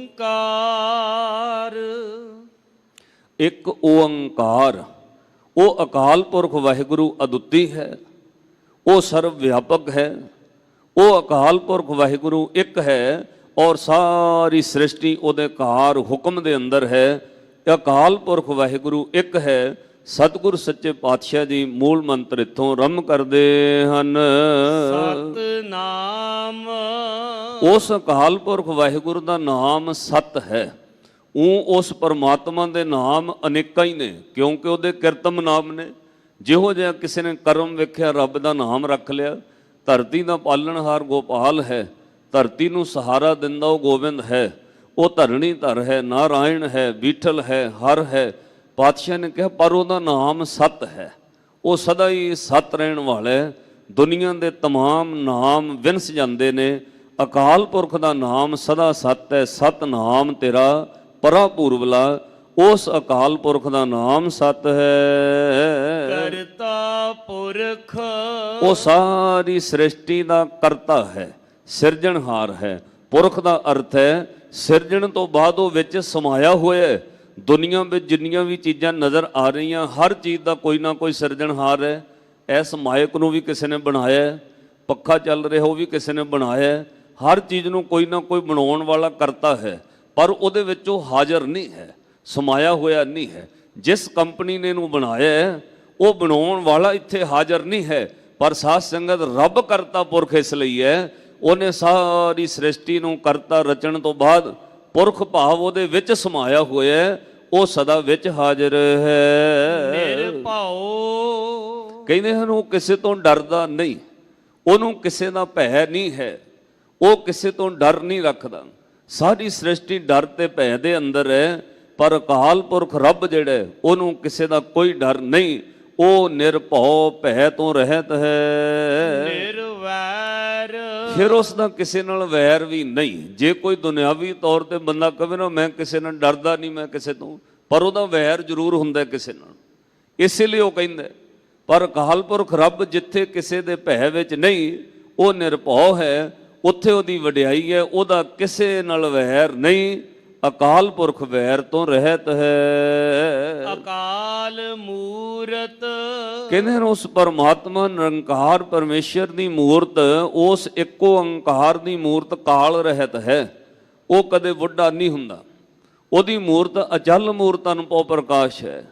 ਉਹ ਅਕਾਲ ਮੂਰਤ, ਉਹਦੀ ਮੂਰਤ ਸਦਾ ਸਥਿਰ ਹੈ, ਉਹ ਕਾਲ ਤੋਂ ਰਹਿਤ ਹੈ। ਅਜੂਨੀ ਸੈ ਭੰ, ਫਿਰ ਉਹ ਅਕਾਲ ਪੁਰਖ ਰੱਬ ਇੱਕੋ ਓੰਕਾਰ ਜਿਹੜਾ ਹੈ, ਸਰਵ ਵਿਆਪਕ ਓਮਨੀਪੋਟੈਂਟ ਸਰਵ ਕਲਾ ਸਮਰੱਥ ਜਿਹੜਾ ਹੈ, ਉਹ ਜੁਨਾਂ ਵਿੱਚ ਨਹੀਂ ਆਉਂਦਾ, ਜੁਨੀ ਤੋਂ ਰਹਿਤ ਹੈ, ਕਿਸੇ ਜੂਨ ਵਿੱਚ ਨਹੀਂ। ਸਹਿ ਭੰ, ਉਹ ਆਪਣੇ ਆਪ ਤੋਂ ਸੁਤੇ ਸਿੱਧ ਪ੍ਰਕਾਸ਼ਮਾਨ ਹੈ, ਉਹਨੂੰ ਕਿਸੇ ਨੇ ਜਨਮ ਨਹੀਂ ਦਿੱਤਾ। ਉਹ ਸਵੈਮ ਤੋਂ ਆਪਣੇ ਆਪ ਤੋਂ ਪ੍ਰਕਾਸ਼ਮਾਨ ਹੈ। ਇਸ ਲਈ ਸਹਿਸਕ੍ਰਿਤੀ ਵਿੱਚ ਸਵੈਮ ਤੋਮ, ਹਿੰਦੀ ਵਿੱਚ ਵਾਲੇ ਕਹਿੰਦੇ ਕੱਲੇ ਸਵੈਮ, ਔਰ ਜਦੋਂ ਗੁਰਮੁਖੀ ਵਿੱਚ ਪਾਤਸ਼ਾਹ ਨੇ ਲਿਖਿਆ ਫਿਰ ਲਿਖਿਆ ਸਹਿ ਭੰ, ਆਪਣੇ ਆਪ ਤੋਂ ਸੁਤੇ ਸਿੱਧ ਪ੍ਰਕਾਸ਼ਮਾਨ ਹੈ। ਗੁਰ ਪ੍ਰਸਾਦ ਪਰ ਉਸ ਇੱਕ ਓੰਕਾਰ ਅਕਾਲ ਪੁਰਖ ਵਾਹਿਗੁਰੂ ਤੱਕ ਪਹੁੰਚ ਜਿਹੜੀ ਹੈ ਉਹ ਸੁਰਤੀ ਦੀ ਗੁਰ ਪ੍ਰਸਾਦ ਕਰਕੇ ਹੋਏਗੀ। ਗੁਰੂ ਦੀ ਕਿਰਪਾ ਗੁਰੂ ਦੀ ਗ੍ਰੇਸ ਤੋਂ ਬਗੈਰ ਨਹੀਂ ਹੋ ਸਕਦੀ। ਇਸ ਲਈ ਗੁਰ ਪ੍ਰਸਾਦ ਗੁਰੂ ਦੀ ਕਿਰਪਾ ਨਾਲ ਮਿਲਾਪ ਹੈ। ਜੀਉ ਡਰਤ ਹੈ ਆਪਣਾ ਕੈਸਿਉ ਕਰੀ ਪੁਕਾਰ। ਹੁਣ ਪਾਤਸ਼ਾਹ ਨੇ ਸ਼ਬਦ ਆਰੰਭ ਕੀਤਾ, ਜੀਉ ਡਰਤ ਹੈ ਆਪਣਾ। ਜਿੰਦ ਡਰ ਰਹੀ ਹੈ ਆਪਣੀ, ਕਾਹਦੇ ਤੋਂ? ਸੰਸਾਰ ਦੇ ਦੁੱਖਾਂ ਤੋਂ। ਹਰ ਬੰਦੇ ਦੀ ਜਿੰਦ ਅੰਦਰੋਂ ਭੈ ਭੀਤ ਹੈ, ਡਰੀ ਹੋਈ ਹੈ, ਸਹਿਮ ਵਿੱਚ ਹੈ। ਜੋ ਮੇਰੇ ਕੋਲ ਹੈ ਉਹ ਚਲਾ ਨਾ ਜਾਏ, ਸਰੀਰ ਬਿਮਾਰ ਨਾ ਹੋ ਜਾਏ, ਬੱਚੇ ਮਸਾਂ ਪਾਲੇ ਨੇ, ਬੱਚਾ ਕੋਈ ਖੁਸ਼ ਨਾ ਜਾਵੇ, ਘਰ ਪ੍ਰਾਪਰਟੀ ਜੋੜੀ ਹੈ ਆ ਨਾ ਹੋ ਜਾਏ। ਉਹ ਘਾਟੇ ਬਾਰੇ ਹਰ ਵਕਤ ਚਿੰਤਾ ਤੇ ਦੁੱਖ ਵਿੱਚ ਰਹਿੰਦਾ ਹੈ। ਅਕਾਲ ਪੁਰਖ ਰੱਬ ਉਹੀ ਚਿੰਤਾ ਤੋਂ ਰਹਿਤ ਹੈ। ਇਸ ਲਈ ਪਾਤਸ਼ਾਹ ਬਚਨ ਕਹਿੰਦੇ, ਭਾਈ ਇਹ ਜਿੰਦ ਜੀਓ ਡਰ ਰਹੀ ਹੈ, ਕੈਸਿਉ ਕਰੀ ਪੁਕਾਰ। ਫਿਰ ਕਿਹਦੇ ਅੱਗੇ ਪੁਕਾਰ ਕਰੀਏ ਇਸ ਦੁੱਖ ਦੀ? ਕਿਉਂਕਿ ਜਿਹਦੇ ਅੱਗੇ ਪੁਕਾਰ ਕਰੋਗੇ ਉਹ ਤਾਂ ਖੁਦ ਡਰਿਆ ਹੋਇਆ ਹੈ। ਜਿਹਦੇ ਕੋਲ ਜਾ ਕੇ ਆਪਣਾ ਦੁੱਖ ਦੱਸੋਗੇ ਉਹ ਤਾਂ ਖੁਦ ਦੁੱਖਾਂ ਨਾਲ ਭਰਿਆ ਹੋਇਆ ਹੈ। ਪਾਤਸ਼ਾਹ ਕਹਿੰਦੇ ਤੂੰ ਦੁੱਖ ਕਿਸੇ ਨੂੰ ਦੱਸ ਤਾਂ ਸਹੀ। ਉਹ ਅੱਗੇ ਦੁੱਖਾਂ ਦੀਆਂ ਪੰਡਾਂ ਲੈ ਕੇ ਬੈਠਾ, ਉਹਨੇ ਆਪਣੇ ਖੋਲ ਕੇ ਤੇਰੇ ਮੂਹਰੇ ਰੱਖ ਦੇਣੇ। ਦੁੱਖ ਕੀਆਂ ਪੰਡਾਂ ਖੁੱਲੀਆਂ ਸੁੱਖ ਨਾ ਨਿਕਲਿਓ ਕੋਏ। ਸੰਸਾਰ ਦੁੱਖ ਦੀਆਂ ਪੰਡਾਂ ਕਿਸੇ ਨੂੰ ਖੋਲ ਕੇ ਵੇਖੋ, ਪੁੱਛੋ, ਉਹ ਆਪਣਾ ਦੁੱਖ ਖੋਲ ਕੇ ਰੱਖ ਦਿੰਦਾ। ਉਹ ਵੱਖਰੀ ਗੱਲ ਹੈ, ਲੋਕ ਕੁਝ ਸਮੇਂ ਵਾਸਤੇ ਛੁਪਾ ਲੈਣ, ਪਰ ਸਾਧ ਸੰਗਤ ਲੋਕਾਂ ਤੋਂ ਛੁਪਾਉਣ ਵਾਲੇ ਲੋਕ ਇਕੱਲੇ ਬਹਿ ਕੇ ਮੈਂ ਰੋਂਦੇ ਵੇਖੇ ਨੇ। ਸੰਸਾਰ ਦੇ ਅੰਦਰ ਹਰ ਬੰਦਾ ਦੁੱਖ ਵਿੱਚ ਹੈ। ਇਸ ਲਈ ਕਿਸੇ ਨੂੰ ਦੁੱਖ ਦੱਸੋਗੇ, ਕਿਹਦੇ ਅੱਗੇ ਪੁਕਾਰ ਕਰੋਗੇ? ਫਿਰ ਪਾਤਸ਼ਾਹ ਨੇ ਰਾਹ ਦੱਸਿਆ, ਕਹਿੰਦੇ ਦੁੱਖ ਦੂਰ ਕਰਨ ਵਾਲੇ ਦੇ ਅੱਗੇ ਪੁਕਾਰ ਕਰ। ਦੁੱਖ ਵਿਸਾਰਨ ਸੇਵਿਆ ਸਦਾ ਸਦਾ ਦਾਤਾਰ। ਭਾਈ ਉਹਨੂੰ ਸਿਮਰ ਜਿਹੜਾ ਸਦਾ ਦਾਤਾਂ ਦੇਣ ਵਾਲਾ ਹੈ, ਦਿਆਲੂ ਹੈ, ਦਾਤਾਰ ਹੈ, ਤੇ ਤੇਰੇ ਦੁੱਖ ਦੂਰ ਕਰ ਸਕਦਾ ਹੈ। ਲੋਕਾਂ ਨੂੰ ਦੁੱਖ ਦੱਸੋਗੇ, ਮਾਫ ਕਰਿਓ, ਇੱਕ ਬੇਨਤੀ ਜ਼ਿੰਦਗੀ ਤੁਹਾਡੇ ਕੰਮ ਆਏਗੀ। ਜਿਹਦੇ ਨਾਲ ਪਿਆਰ ਹੋਵੇ ਨਾ ਉਹਨੂੰ ਦੁੱਖ ਦੱਸਣ ਨੂੰ ਜੀ ਕਰਦਾ ਹੈ। ਤੁਹਾਡੀ ਜ਼ਿੰਦਗੀ ਦਾ ਤਜਰਬਾ ਰਹੇਗਾ। ਜਿਹਦੇ ਨਾਲ ਪਿਆਰ ਹੋਵੇ ਉਹਦੇ ਕੋਲ ਦੁੱਖ ਖੋਲਣ ਨੂੰ ਜੀ ਕਰਦਾ, ਉਹਦੇ ਕੋਲ ਦਿਲ ਦਾ ਦੁੱਖ ਦੱਸਣ ਨੂੰ ਜੀ ਕਰਦਾ। ਪਰ ਕਿਸੇ ਬੰਦੇ ਕੋਲ ਦੱਸੋਗੇ, ਹੋ ਸਕਦਾ ਉਹ ਤੁਹਾਨੂੰ ਰਾਹ ਗਲਤ ਦੱਸਦਾ। ਕਿਸੇ ਬੰਦੇ ਨੂੰ ਦਿਲ ਦਾ ਦੁੱਖ ਦੱਸੋਗੇ, ਹੋ ਸਕਦਾ ਉਹਦਾ ਸਾਧ ਸੰਗਤ ਉਹ ਗਲਤ ਨਜਾਇਜ਼ ਫਾਇਦਾ ਲੈ ਜਾਏ। ਇਸ ਲਈ ਗੁਰੂ ਨੇ ਰਾਹ ਦੱਸਿਆ, ਆਪਣੇ ਦਿਲ ਦਾ ਦੁੱਖ ਜੇ ਗੁਰੂ ਨਾਲ ਪਿਆਰ ਹੈ ਫਿਰ ਗੁਰੂ ਨੂੰ ਦੱਸੀ। ਬੰਦਾ ਤੇਰਾ ਦੁੱਖ ਸ਼ਾਇਦ ਦੂਰ ਨਾ ਕਰ ਸਕੇ, ਹਾਂ ਮਨ ਦਾ ਭਾਰ ਉਤਰ ਜਾਂਦਾ ਹੈ। ਕਿਸੇ ਗੁਰਸਿੱਖ ਨੂੰ ਆਪਣਾ ਦੁੱਖ ਦੱਸ, ਉਹ ਤੈਨੂੰ ਰਾਹ ਜੇ ਗੁਰੂ ਦਾ ਦੱਸ ਰਿਹਾ ਫਿਰ ਤਾਂ ਸਹੀ ਹੈ। ਜੇ ਰਾਹ ਕੋਈ ਹੋਰ ਦੱਸ ਰਿਹਾ ਤਾਂ ਉਹ ਗਲਤ ਹੈ, ਕਿਉਂਕਿ ਹੋਰ ਕਿਸੇ ਰਸਤੇ ਤੇ ਦੁੱਖ ਮਿਟਣ ਵਾਲੇ ਨਹੀਂ। ਇੱਕੋ ਰਾਹ ਤੇ ਚੱਲਿਆਂ ਦੁੱਖ ਮਿਟਣਗੇ, ਉਹ ਗੁਰੂ ਦਾ ਮਾਰਗ ਹੈ। ਆਪਣੇ ਗੁਰੂ ਨੂੰ ਦੁੱਖ ਦੱਸੀ, ਉਹ ਦੁੱਖ ਦੂਰ ਕਰਨ ਦੀ ਸਮਰੱਥਾ ਰੱਖਦਾ। ਇਸੇ ਲਈ ਪਾਤਸ਼ਾਹ ਨੇ ਕਿਹਾ, ਭਾਈ ਜਿਹਦੇ ਨਾਲ ਪਿਆਰ ਹੋਵੇ ਉਹਨੂੰ ਦੁੱਖ ਤੇ ਸੁੱਖ ਦੱਸੀਦਾ। ਸ਼੍ਰੀ ਗੁਰੂ ਰਾਮਦਾਸ ਮਹਾਰਾਜ ਬਚਨ ਕਹਿੰਦੇ, ਜੇ ਤੇਰਾ ਗੁਰੂ ਨਾਲ ਪਿਆਰ ਹੈ ਨਾ, ਫਿਰ ਤੂੰ ਆਪਣਾ ਦੁੱਖ ਸੁੱਖ ਗੁਰੂ ਨੂੰ ਕਿਹਾ ਕਰ। ਔਰ ਕਹਿਣ ਲੱਗਿਆ ਵੀ ਤੇਰੇ ਅੰਦਰ ਆਹ ਦ੍ਰਿੜਤਾ ਤੇ ਵਿਸ਼ਵਾਸ ਹੋਵੇ। ਐਵੇਂ ਨਹੀਂ ਦੁੱਖ ਤਾਂ ਆਪਾਂ ਵੀ ਦੱਸ ਕੇ ਚੱਲ ਜਾਂਗੇ। ਅਰਦਾਸ ਤਾਂ ਤੁਸੀਂ ਵੀ ਸਾਰਿਆਂ ਨੇ ਬਹਿਣ ਲੱਗੇ ਮੱਥਾ ਟੇਕ ਕੇ ਗੁਰੂ ਗ੍ਰੰਥ ਸਾਹਿਬ ਮਹਾਰਾਜ ਨੂੰ ਆਪਾਂ ਸਾਰਿਆਂ ਨੇ ਨਮਸਕਾਰ ਕਰਕੇ ਆਪਣੀ ਗੱਲ ਕਹੀ ਹੈ। ਪਰ ਪਾਤਸ਼ਾਹ ਕਹਿੰਦੇ ਨੇ ਕਹਿਣਾ ਵੀ ਸਿੱਖਣਾ ਪੈਂਦਾ ਹੈ। ਐਵੇਂ ਨਹੀਂ ਤੂੰ ਸਿੱਧਾ ਕਹਿ ਸਕਦਾ। ਮਹਾਰਾਜ ਫਿਰ ਸਿੱਖਣਾ ਕੀ ਹੈ? ਕਹਿੰਦੇ ਇੱਕ ਤੇ ਵਿਸ਼ਵਾਸ ਰੱਖ ਕੇ ਕਹੀਂ। ਤੇਰੇ ਦੁੱਖ ਕਹਿਣ ਵਿੱਚ ਆਹ ਸ਼ਬਦ ਹੋਣਾ ਚਾਹੀਦਾ ਔਰ ਦ੍ਰਿੜਤਾ ਹੋਣੀ ਚਾਹੀਦੀ ਹੈ, ਦਾਤਾ ਤੇਰੇ ਤੋਂ ਬਗੈਰ ਮੈਂ ਕਿਸੇ ਨੂੰ ਕਹਿਣਾ ਨਹੀਂ, ਮੈਂ ਤੈਨੂੰ ਕਹਿ ਚੱਲਿਆ ਹੁਣ ਦੁੱਖ ਤੂੰ ਦੂਰ ਕਰ। ਕਿਸੇ ਹੋਰ ਨੂੰ ਨਾ ਫਿਰ ਕਹਿੰਦਾ ਫਿਰੀ। ਇਹ ਨਾ ਹੋਵੇ ਇੱਥੋਂ ਦੱਸ ਕੇ ਤੂੰ ਗੰਢ ਮੂਲ ਵੀ ਕਢਾ ਲਿਆ, ਇੱਥੋਂ ਦੱਸ ਕੇ ਕਿਸੇ ਜੋਤਸ਼ੀ ਕੋਲੋਂ ਵੀ ਪੁੱਛ ਲਿਆ, ਇੱਥੋਂ ਦੱਸ ਕੇ ਧਾਗਾ ਕਿਤੇ ਹੋਰ ਵੀ ਬਣਾ ਲਿਆ। ਮੈਨੂੰ ਮਾਫ ਕਰਿਓ, ਮੈਂ ਇੱਕ ਦਿਨ ਤਖਤ ਸ੍ਰੀ ਕੇਸਗੜ੍ਹ ਸਾਹਿਬ ਵਿਸਾਖੀ ਵਾਲੇ ਦਿਨ ਵੀ ਇਹ ਬੇਨਤੀ ਕਹੀ, ਅੰਮ੍ਰਿਤ ਛਕਣਾ ਗੁਰੂ ਦੇ ਜਹਾਜ਼ੇ ਚੜ੍ਹਨਾ ਨਹੀਂ। ਤੁਸੀਂ ਕਹੋਗੇ ਜੀ ਹੁਣ ਤੱਕ ਤਾਂ ਇਹੀ ਕਹਿੰਦੇ ਰਹੇ ਹੋ, ਅਸੀਂ ਵੀ ਪ੍ਰਚਾਰ ਇਹੀ ਕੀਤਾ। ਅੰਮ੍ਰਿਤ ਛਕਣਾ ਜਹਾਜ਼ੇ ਚੜ੍ਹਨਾ ਕਹੀਦਾ, ਪਰ ਅਸਲੀਅਤ ਸਮਝਿਓ, ਅੰਮ੍ਰਿਤ ਛਕਣਾ ਗੁਰੂ ਦੇ ਜਹਾਜ਼ੇ ਚੜ੍ਹਨਾ ਨਹੀਂ। ਪਤਾ ਕਿਉਂ? ਕਿਉਂਕਿ ਜੇ ਗੁਰੂ ਦੇ ਜਹਾਜ਼ੇ ਚੜ੍ਹਨਾ ਅੰਮ੍ਰਿਤ ਛਕਣਾ ਹੋਵੇ ਫਿਰ ਯਾਦ ਰੱਖਿਓ ਕਿ ਗੁਰੂ ਦਾ ਜਹਾਜ਼ ਕਿਸੇ ਮੜੀਆਂ ਕਬਰਾਂ ਤੇ ਉਤਰ ਜਾਂਦਾ ਹੈ। ਅੰਮ੍ਰਿਤ ਛਕਣਾ ਗੁਰੂ ਦੇ ਜਹਾਜ਼ ਦੀ ਟਿਕਟ ਲੈਣੀ ਹੈ। ਟਿਕਟ ਲੈ ਕੇ ਕੋਈ 에ਅਰਪੋਰਟ ਤੋਂ ਬਾਹਰ ਘੁੰਮ ਰਿਹਾ ਹੈ, ਉਹ ਕਿਵੇਂ ਪਹੁੰਚ ਜਾਏਗਾ? ਬਹੁਤ ਲੋਕ ਨੇ ਜਿਨ੍ਹਾਂ ਕੋਲ ਟਿਕਟ ਵੀ ਹੁੰਦੀ ਹੈ, ਬੋਰਡਿੰਗ ਪਾਸ ਵੀ ਹੁੰਦਾ ਹੈ, ਉਹ ਜਹਾਜ਼ ਵਿੱਚ ਬੈਠੇ ਨਹੀਂ, ਫਲਾਈਟ ਲੰਘ ਗਈ। ਜਹਾਜ਼ ਵਿੱਚ ਬਹਿਣ ਦਾ ਭਾਵ ਹੈ ਤੇਰੇ ਅੰਦਰ ਦ੍ਰਿੜਤਾ ਹੋਵੇ, ਦਾਤਾ ਤੇਰੇ ਤੋਂ ਸਿਵਾਏ ਹੁਣ ਨਹੀਂ ਉਹ ਮੈਂ ਕਿਸੇ ਨੂੰ ਦੱਸਣਾ। ਇੱਕ ਗੁਰੂ ਤੇ ਵਿਸ਼ਵਾਸ ਦ੍ਰਿੜਤਾ ਹੋਵੇ। ਗੁਰੂ ਦਾ ਜਹਾਜ਼ ਕਬਰਾਂ ਉੱਤੇ ਉਤਰਦਾ ਨਹੀਂ, ਗੁਰੂ ਦਾ ਜਹਾਜ਼ ਧਾਗੇ ਤਵੀਤਾਂ ਵਾਲਿਆਂ ਕੋਲ ਨਹੀਂ ਉਤਰਦਾ, ਗੁਰੂ ਦਾ ਜਹਾਜ਼ ਕਿਸੇ ਜੋਤਸ਼ੀ ਦੀ ਦੁਕਾਨ ਤੇ ਨਹੀਂ ਉਤਰਦਾ। ਇੱਥੇ ਮੱਥਾ ਟੇਕ ਕੇ ਤੂੰ ਹੱਥ ਕਿਤੇ ਹੋਰ ਵਿਖਾਉਂਦਾ ਹੋਵੇਂ, ਮੈਨੂੰ ਮਾਫ ਕਰਿਓ, ਮੇਰੀਆਂ ਧੀਆਂ ਬੱਚੀਆਂ ਪਰਿਵਾਰ ਸਭ ਤੁਸੀਂ ਬੈਠੇ ਹੋ, ਇੱਕ ਹੱਥ ਜੋੜ ਕੇ ਬੇਨਤੀ ਕਰਾਂਗਾ, ਜੇ ਗੁਰੂ ਰਾਮਦਾਸ ਮਹਾਰਾਜ ਤੇ ਵਿਸ਼ਵਾਸ ਹੈ, ਜੇ ਧੰਨ ਗੁਰੂ ਗ੍ਰੰਥ ਸਾਹਿਬ ਮਹਾਰਾਜ ਨਾਲ ਪਿਆਰ ਹੈ, ਇੱਕੋ ਬੇਨਤੀ ਹੋ ਸਿੱਖਾ, ਤੇਰੇ ਹੱਥ ਵਿੱਚ ਸਿਰਫ ਗੁਰੂ ਦੀ ਇਹ ਨਿਸ਼ਾਨੀ ਕੜਾ ਹੋਣਾ ਚਾਹੀਦਾ ਹੈ। ਇਹ ਕੜਾ ਗੁਰੂ ਦੀ ਕੈਦ ਗੁਲਾਮੀ ਦੀ ਨਿਸ਼ਾਨੀ ਹੈ, ਇਹ ਕੜਾ ਗੁਰੂ ਦੇ ਹੋਣ ਦੀ ਨਿਸ਼ਾਨੀ ਹੈ, ਇਹ ਕੜਾ ਤੇਰੇ ਹੱਥ ਵਿੱਚ ਪਹਿਨਿਆ ਗੁਰੂ ਵਾਲਾ ਹੋਣ ਦੀ ਨਿਸ਼ਾਨੀ ਹੈ। ਇਹ ਨਾ ਹੋਵੇ ਹੱਥ 'ਚ ਕੜਾ ਪਾਇਆ ਹੋਵੇ, ਪੈਰ 'ਚ ਕਾਲਾ ਧਾਗਾ ਵੀ ਪਾਇਆ ਹੋਵੇ। ਇਹ ਨਾ ਹੋਵੇ ਹੱਥ 'ਚ ਕੜਾ ਤੇ ਦੂਜੇ ਹੱਥ ਵਿੱਚ ਹੋਰ ਧਾਗਾ ਹੈ, ਫਿਰ ਇਹਦਾ ਮਤਲਬ ਜਹਾਜ਼ ਗੁਰੂ ਦੇ ਤੋਂ ਬੈਠਾ ਨਹੀਂ। ਟਿਕਟ ਲੈ ਲਈ ਹੈ, ਟਿਕਟ ਲੈਣ ਦਾ ਭਾਵ ਜੇ ਤੂੰ ਜਹਾਜ਼ ਦੇ ਵਿੱਚ ਬਹਿ ਜਾਏ ਫਿਰ ਪਾਰ ਲੰਘ ਜਾਏਗਾ। ਇਸ ਲਈ ਸਾਧ ਸੰਗਤ ਗੁਰੂ ਨੇ ਹੁਕਮ ਕੀਤਾ, ਭਲਿਆ ਗੁਰੂ ਦੇ ਜਹਾਜ਼ ਵਿੱਚ ਬਹਿਣਾ ਵਿਸ਼ਵਾਸ ਨਾਲ, ਦ੍ਰਿੜਤਾ ਨਾਲ, ਜਾਗਤ ਜੋਤ ਜਪੈ ਨਿਸਵਸਰ, ਇੱਕ ਬਿਨਾ ਮਨ ਨੈਕ ਨਾ ਅੰਨੇ, ਪੂਰਨ ਪ੍ਰੇਮ ਪ੍ਰਤੀ ਸਜੈ ਵਰਤ ਗੋਰ ਮੜੀ ਮਠ ਭੂਲ ਨਾ ਮੰਨੇ। ਤੁਸੀਂ ਰੋਜ਼ ਪੜ੍ਹਦੇ ਹੋ, ਕਿੰਨਾ ਵਿਸ਼ਵਾਸ ਗੁਰੂ ਨੇ ਜਗਾਇਆ। ਕਦੇ ਇੰਨੇ ਮਾਣ ਨਾਲ ਕਿਹਾ ਕਰਨਾ, ਦਾਤਿਆ ਜਦੋਂ ਦੇ ਤੇਰੇ ਚਰਨ ਪਕੜੇ ਆ, ਅਸੀਂ ਕਿਸੇ ਨੂੰ ਅੱਖ ਥੱਲੇ ਵੀ ਨਹੀਂ ਧਰਦੇ। ਦੂਜਾ ਕੌਣ ਹੈ? ਸਿੱਖ ਕਿਸੇ ਦੀਆਂ ਕਬਰਾਂ ਦੀ ਨਰਾਦਰੀ ਨਹੀਂ ਕਰਦਾ। ਸਿੱਖ ਕਿਸੇ ਦੇ ਧਰਮ ਔਰ ਧਾਰਮਿਕ ਗ੍ਰੰਥਾਂ ਦੀ ਕਦੇ ਨਰਾਦਰੀ ਨਹੀਂ ਕਰੇਗਾ। ਜਿਨ੍ਹਾਂ ਦਾ ਧਰਮ ਇਜਾਜ਼ਤ ਦਿੰਦਾ ਮੁਬਾਰਕ ਹੈ, ਪਰ ਤੁਹਾਨੂੰ ਗੁਰੂ ਦੀ ਇਜਾਜ਼ਤ ਨਹੀਂ। ਤੂੰ ਤਾਂ ਪੂਰੇ ਮਾਣ ਨਾਲ ਪੜਿਆ ਕਰ, ਪਾਏ ਗਏ ਜਬ ਤੇ ਤੁਮਰੇ ਤਬ ਤੇ ਕੋ ਆਂਖ ਤਰੇ ਨਹੀਂ। ਗੱਜ ਕੇ ਪਾਏ ਗਏ ਜਬ ਤੇ ਤੁਮਰੇ ਤਬ ਤੇ ਕੋ ਆਂਖ ਤਰੇ ਨਹੀਂ। ਰਾਮ ਰਹੀਮ ਪੁਰਾਨ ਕੁਰਾਨ ਅਨੇਕ ਕਹੈ, ਮਤ ਏਕ ਨ ਮਾਨਿਓ। ਸਿਮਰਤ ਸ਼ਾਸਤਰ ਵੇਦ ਸਭੈ ਬੋ ਭੇਦ ਕਹੈ ਹਮ, ਏਕ ਨ ਜਾਣਿਓ। ਸ੍ਰੀ ਸਬਾਨ ਕਿਰਪਾ ਤੁਮਰੀ ਕਰ, ਮੈਂ ਨ ਕਹਿਓ ਸਭ ਤੋਏ ਬਖਾਨੇ। ਇਸ ਲਈ ਗੁਰੂ ਰਾਮਦਾਸ ਮਹਾਰਾਜ ਜੀ ਨੇ ਕਿਹਾ ਏਦਾਂ ਅਰਦਾਸ ਕਰੀ। ਕਿਵੇਂ? ਕਹਿੰਦੇ ਹੱਥ ਜੋੜ ਕੇ, ਕਈ ਮੈਂ ਤਾਣ ਦੀਵਾਨ, ਤੂੰ ਹੈ ਮੇਰੇ ਸੁਆਮੀ। ਮੈਂ ਤੁਧੇ ਆਗੇ ਅਰਦਾਸ, ਮੈਂ ਹੋਰ ਥਾਂ ਨਾਹੀ। ਆ ਗੱਲ ਕੀਮਤੀ ਹੈ, ਤੇਰੇ ਲਈ ਹੋਰ ਕੋਈ ਥਾਂ ਹੋਣਾ ਹੀ ਨਹੀਂ ਚਾਹੀਦਾ। ਫਿਰ ਤੈਨੂੰ ਗੁਰੂ ਨੇ ਲਿਖ ਕੇ ਦਿੱਤਾ, ਜੋ ਤੂੰ ਕਹੇ ਉਹ ਗੁਰੂ ਮੰਨੇਗਾ ਉਸੇ ਵਕਤ। ਮਾਫ ਕਰਿਓ, ਪੰਕਤੀ ਕਿਤੇ ਟੁਕਦੀ ਹੈ ਕਿ ਗੁਰੂ ਤਤਕਾਲ ਕੰਮ ਕਰਨ ਲੱਗ ਪੈਂਦਾ। ਇਮੀਡੀਏਟਲੀ ਗੁਰੂ ਉਸੇ ਵਕਤ ਕੰਮ ਕਰਦਾ। ਤੁਹਾਡਾ ਕੰਮ ਪੈਂਡਿੰਗ ਨਹੀਂ ਪਾਏਗਾ, ਪਰ ਤੂੰ ਸੇਵਕ ਤਾਂ ਬਣ।